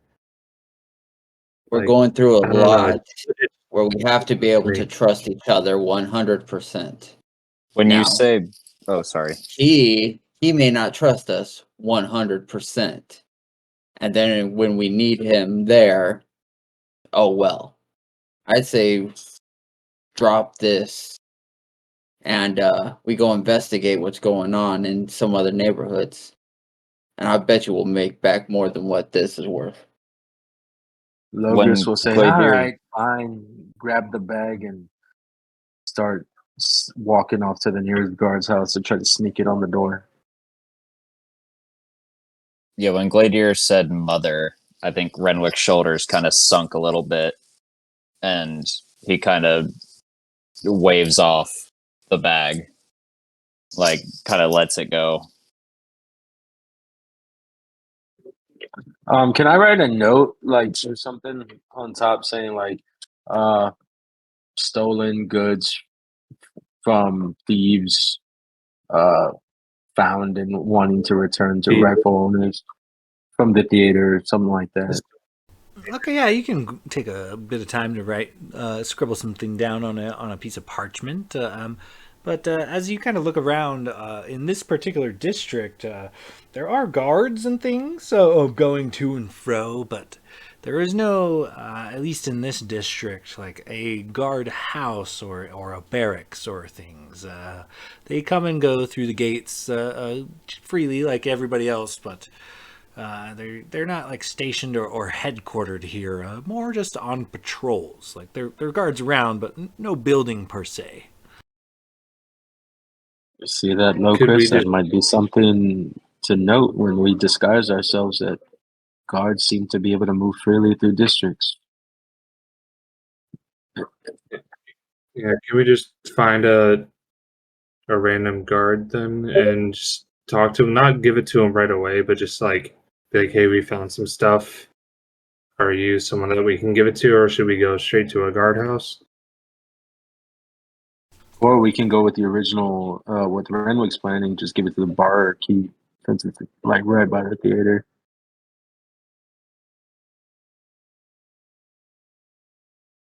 I feel like the barkeep is just gonna keep it.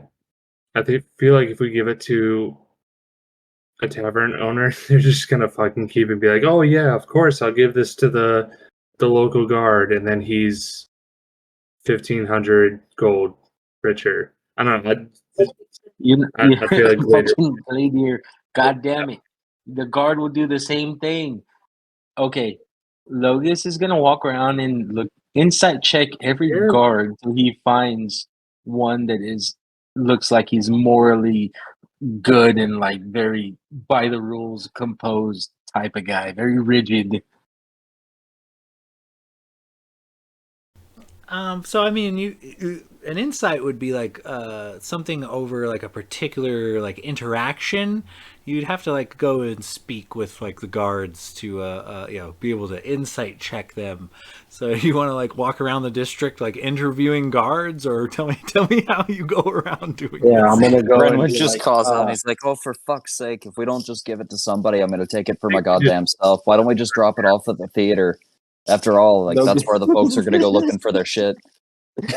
Logus is gonna go up to the first guard he sees and he's like, so bribing. How do you feel about it? Well, the pair of guards, as they always travel in pairs, they are not alone. He says, well, let me make a dice roll real quick. You know, I'm gonna join in on the bribing the officials is Later. illegal, right? He kind of puts his hand on his blade on his belt.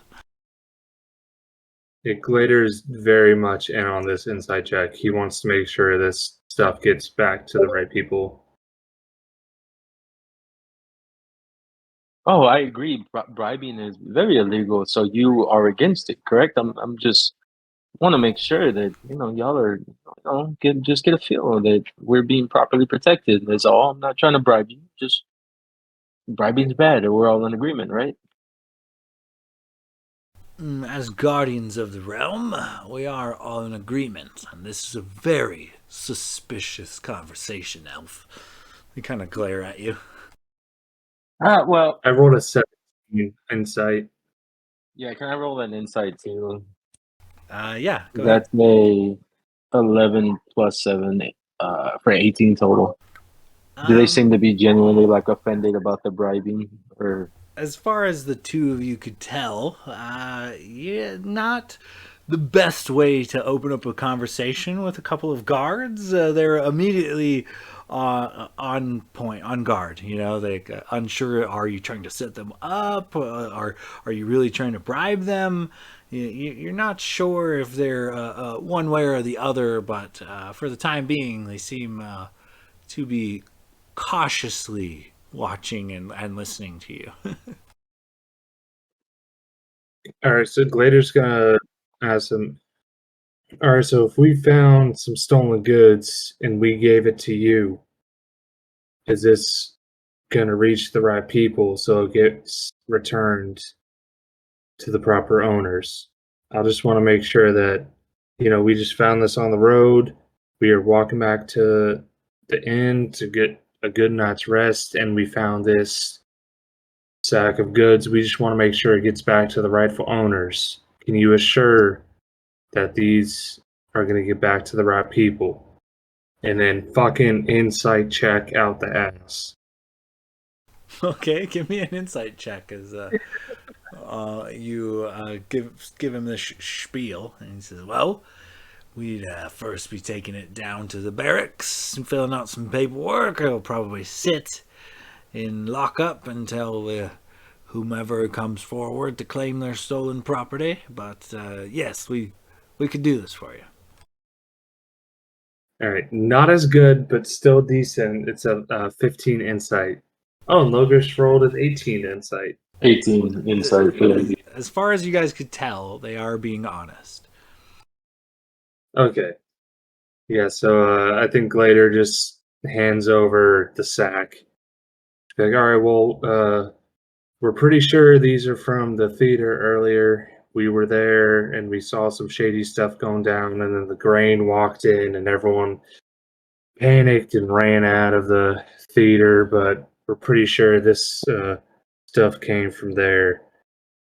So Oh yeah, I heard about that. We've already had a multitude of reports of stolen goods from the theater. Aye. Thank you there, Dragonborn. I might get a promotion over this.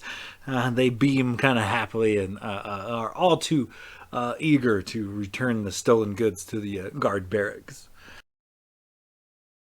Well, you was know there what, any lady? kind of I'm glad I listened to you. That felt good. That felt good. yeah. Of course, Logus. Yeah, I know it does. Anyways, is there any kind of some sort of reward for returning stolen goods of this caliber? We're not sure, but we'll be sure to let you know. All right. Well, we're staying over at the Tipsy Topsy Turtle Inn. You can locate us under the name of the Sands of Justice. If there's any sort of reward, we can be found there. We'll be there for the next day or two. But Thank you for your service, and we appreciate you returning these to the rightful owners. He takes the satchel from you and smiles, and him and his partner head off swiftly towards the nearest gate to get to the next district. Yeah, guard might get a promotion. People get their goods back. I guess are some selfless benefits to doing the right thing. See, it's a win-win, you guys. I told you, doing the right thing sometimes feels good. Not all the time. Sometimes it fucking sucks. But sometimes it feels good. I agree. What time is it right now? Is it like middle of the night, It's probably nighttime? late. It's late. It's like 2 a.m. at this point. Oh, fucking, man, what a day. Just wanted to go for a shopping spree night in the town, get fucking our shit stolen like always. Gladiator, you gotta, buddy, just come from a place of love. You gotta keep your fucking eyes open, man. You are always getting shit stolen. I'm just easily distracted. I think I have some sort of a attention deficit disorder, something like that. That's why I just decided to hand over my coin purse to Renwick in the bag of holding. I think that'll save me a lot of trouble.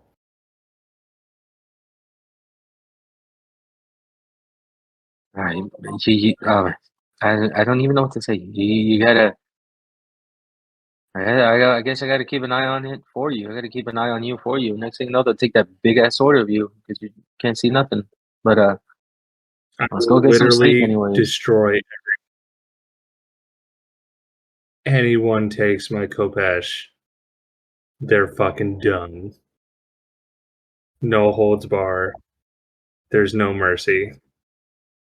I cast charm person and ask him to give me his Kopesh. I'm It's just kidding. Was that a Okay. I'm just kidding. I wisdom won't do save? No, fucking do it, bro. Was that a wisdom saving throw for charm person? I think. You want to burn the spell slot there, Logos? But I use cutting words. Yeah. Oh, I was on mute. Yeah. Nah, I was just kidding. I won't do that to him because that's a waste of a spell No, slot. do it. And two, he'll probably bitch fail. And nah. Logus will look like a fucking weirdo like he always does. It's all right. I was just kidding. Oh, like he always does. That's so funny. Well, the 26 saving throw plus cutting words would have been at least at the bare minimum, -1. So, yeah, Glader would have bitch slapped you. You have a high wisdom. No, I just rolled a 19. Hey, Great.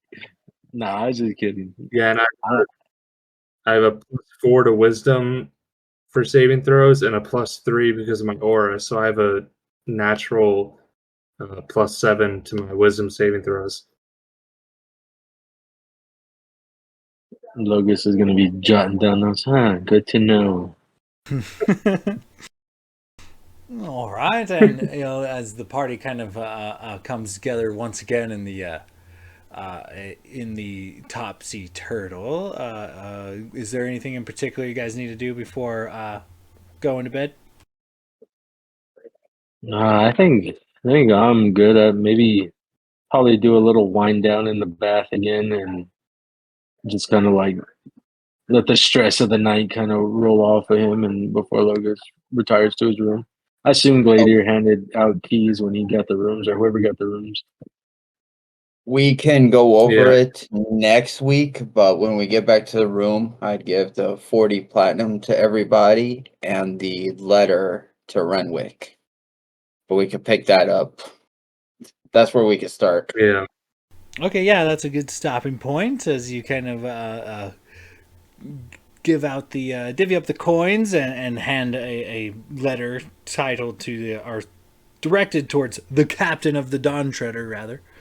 And yeah, that'll be a good spot to stop for end our session for the evening.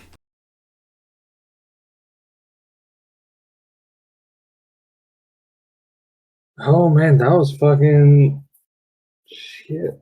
This, So That was a Sean, was that little supposed to be like a nice 20-minute aerial cameo that turned into an hour debacle about who to give the fucking coin purse to? First of all, none of this was planned as far as the encounter, how I thought it was gonna go. Like 0%. You guys went off the rails from the get go. So I was just kind of gathering notes and lore and things and kind of throwing it at you as they come. But yeah, it was essentially you guys were always going to find out that Ariel's quite capable and started herself a little bit of a thieves guild in this neck of the woods. You weren't it's expecting the locate purse or locate object. That's what got you, wasn't it? That locate object was clutch, and I just got it when I leveled up again in Druid. That was so clutch. Like we would not have. Blade would be out of a very fancy loot if you did not have that spell. That, or we would Like, have spent a good hour just figuring out what direction it went. Very smart move. Very smart. And Blade is very grateful. Or Ariel was telling the truth that she would have found us. Like, hey, I got this stuff because I'm running this underground ring. She probably would have returned the coin purse with like half the gold, though. I think it was, Yeah, man, I was laughing off mic so fucking hard because I got, a whole in trouble for fucking magically roofing this fucking halfling the first time. And like, I'm legit trying to help out Blade, and I like charm person her again. And that was before I even knew it was Ariel. Like, I was just trying to stop her from running. And it's just like the most like fucked up thing, dude. So perfect. Like, I'm just so happy it worked out that way. But honestly, DM, like, without spoiling anything, how did you think this was gonna go? I am curious. Not like that. Not like any of that, really. It's pretty on par with us. This could have gone either way. I figured it could have gone either way, but yeah, there was a certain point in the session where just kind of leaned real hard on the goings on and things around the city, as it was just kind of it was apparent that things were not going to go the way I thought. So I just kind of let you guys have reign of it and just decide where you guys want to go. But lucky for me, all the shit you guys wanted to do happened to be in a single district, so I didn't really have to do much besides, refer to my notes and kind of direct you guys. And the thought of leaving the district never really even occurred to me. I don't know about y'all. Well, it did, but we were just trying. I figured we'd be doing that all like the next day and stuff. Like when you go on vacation. When you go on vacation, you get into town, you get your hotel room, you go out for a dinner, maybe a nice relaxing, and then you go sightseeing the next day.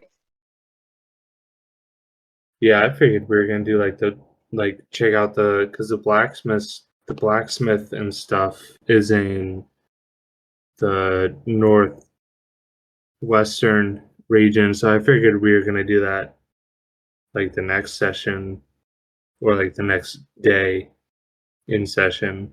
Because there's like a smithy and there's multiple guild halls. Which I gotta stop by the Hunters Guild to see if I can find this magical tattoo artist. Yeah, it's Alex's weakness. Sean, fucking guild houses. I'm gonna look at every single goddamn guild hall and expect detailed descriptions because you did that shit to me. So we warp through the guild hall, and Alec, go ahead and take over as Oakley looks at you confused. No, I'm just kidding. Honestly, though, Oakley, my favorite character. I mean, I've not DM'd a lot, but out of the few sessions I have DM'd, Oakley is my favorite character, hands down. Yeah, Yeah, that whole arc, Oakley was my favorite character. He was fucking wonderful. gotta love the Yeah, Alex Mike's just style of DMing. I didn't prepare for that. Don't go there. He was pretty honest, but then we busted his balls. Like, okay, I didn't prepare this part of the map, so don't go there. And it was not even a second later out of Logos's mouth. He's like, "That's the first thing. I want to go straight to the guild hall, or whatever." That was good shit. And cue like a month worth of harassment about a guild hall. It's like, all right, we won't go to the guild hall, but I cast Speak with Animals and make a squirrel friend that is now coming along with me. I asked him about the guild hall.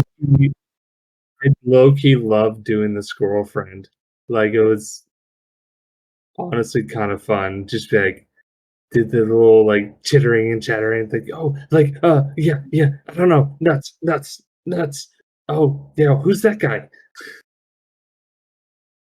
I was also laughing because when I was in rat form and you were talking to me through the ring, I pictured it like the Emperor's New Groove when Kronk is talking to the squirrel. That's what I was picturing in my head, and I was fucking laughing. Like I could just picture Gladeer on the other side, just going squeaking, squeaking. Squeak, squeak. Oh, such a good session, Sean. Man. Like only we can fucking drag a shopping episode and make it fucking 5 hours of absolutely nothing from happening. You guys are talented that Yeah. way. You never really take it the direction I think it's going to go. To be fair, multiple times in the last arc, I set up a combat scenario and then just like, okay, well, we're not fucking doing that, I guess, Yeah, didn't you try to get us like come right out of Hot Mall? I think it was, Yeah, or something like that, like a I had band you- of fucking yeah. soldiers, and I basically was like, "No, I don't think this is what you want." And they were like, "I guess it's not," and they just let us go. Yeah, you definitely Jedi mind fucked some silver soldiers there. Well, you were insanely talented at, just fucking off the hinge, just moving with what we're doing. So, like, great session. Like, you were fucking killing it. Yeah, round of There's applause not on the really improv. For real, man. Can you imagine DMing for us? Like, it's probably so frustrating at times, but just because we Can't never imagine. we never do what we're supposed to do, and it's constantly having to fucking be on your toes and just pretty much improv half a session because I'm pretty sure you have here's what we're gonna do, they're gonna do this, they're gonna do that, and it's we do the first thing and then just completely go off the rail for the last half of the session. I couldn't even imagine how you do it. We don't even do what we plan to do. Yeah, if you guys remember, it took me a long fucking time, not because I'm writing out encounters, but just because I'm creating a world. Essentially, it's a sandbox world. You guys can go whatever you want. I didn't map out every single corner, but I wrote enough descriptors that we can just kind of figure it out as we go, But thanks. It makes me feel good to know that people appreciate my work, my writing. I mean, we literally spend a session for real. You really spend a session walking into the city, doing shopping, going to the bathhouse, theater. And that's it. Back to the bathhouse. That's pretty much it. We spend a whole session. Yeah, I feel like it should have taken an hour, but it didn't. Yeah, I did a, what was it, 3-session arc, and I was stressed in trying to come up with, it was pre-written, and I was just following along with the story plot that was already written for me, and I was like fucking stressing out about it, trying to figure it out and make sure like everything ran smoothly. And like I can't imagine like I mean, I've told you guys like I'm trying to write up a sort of campaign-ish type scenario for you guys in the future. But like I the fact that you like did all this and like you're just doing it off the hinge here, like it's just like fucking props, dude. Like you're killing it. I've not had one session in this campaign where I have not just had a great fucking time. It's Everything been great. seems so planned too. Like all of your improv, when we're in our own like the PC chat, we're sitting here like, oh, that motherfucker, like he knew this was coming. He planned this whole fucking thing. Like it was Ariel the whole time. Like everything seems like it was planned 3 sessions ago. And you've gotten in our fucking heads. So good on you, because that is an awesome spot to be in as a DM. It's very impressive.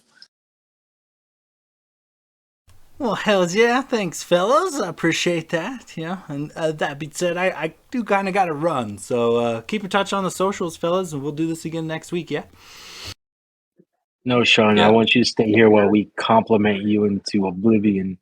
All right, I guess. I will start the ass kissing with you. No, I'm just kidding. All right, fellas. We'll talk to y'all next week, man. I look Take it forward easy, to it. guys. Night, boys. Man.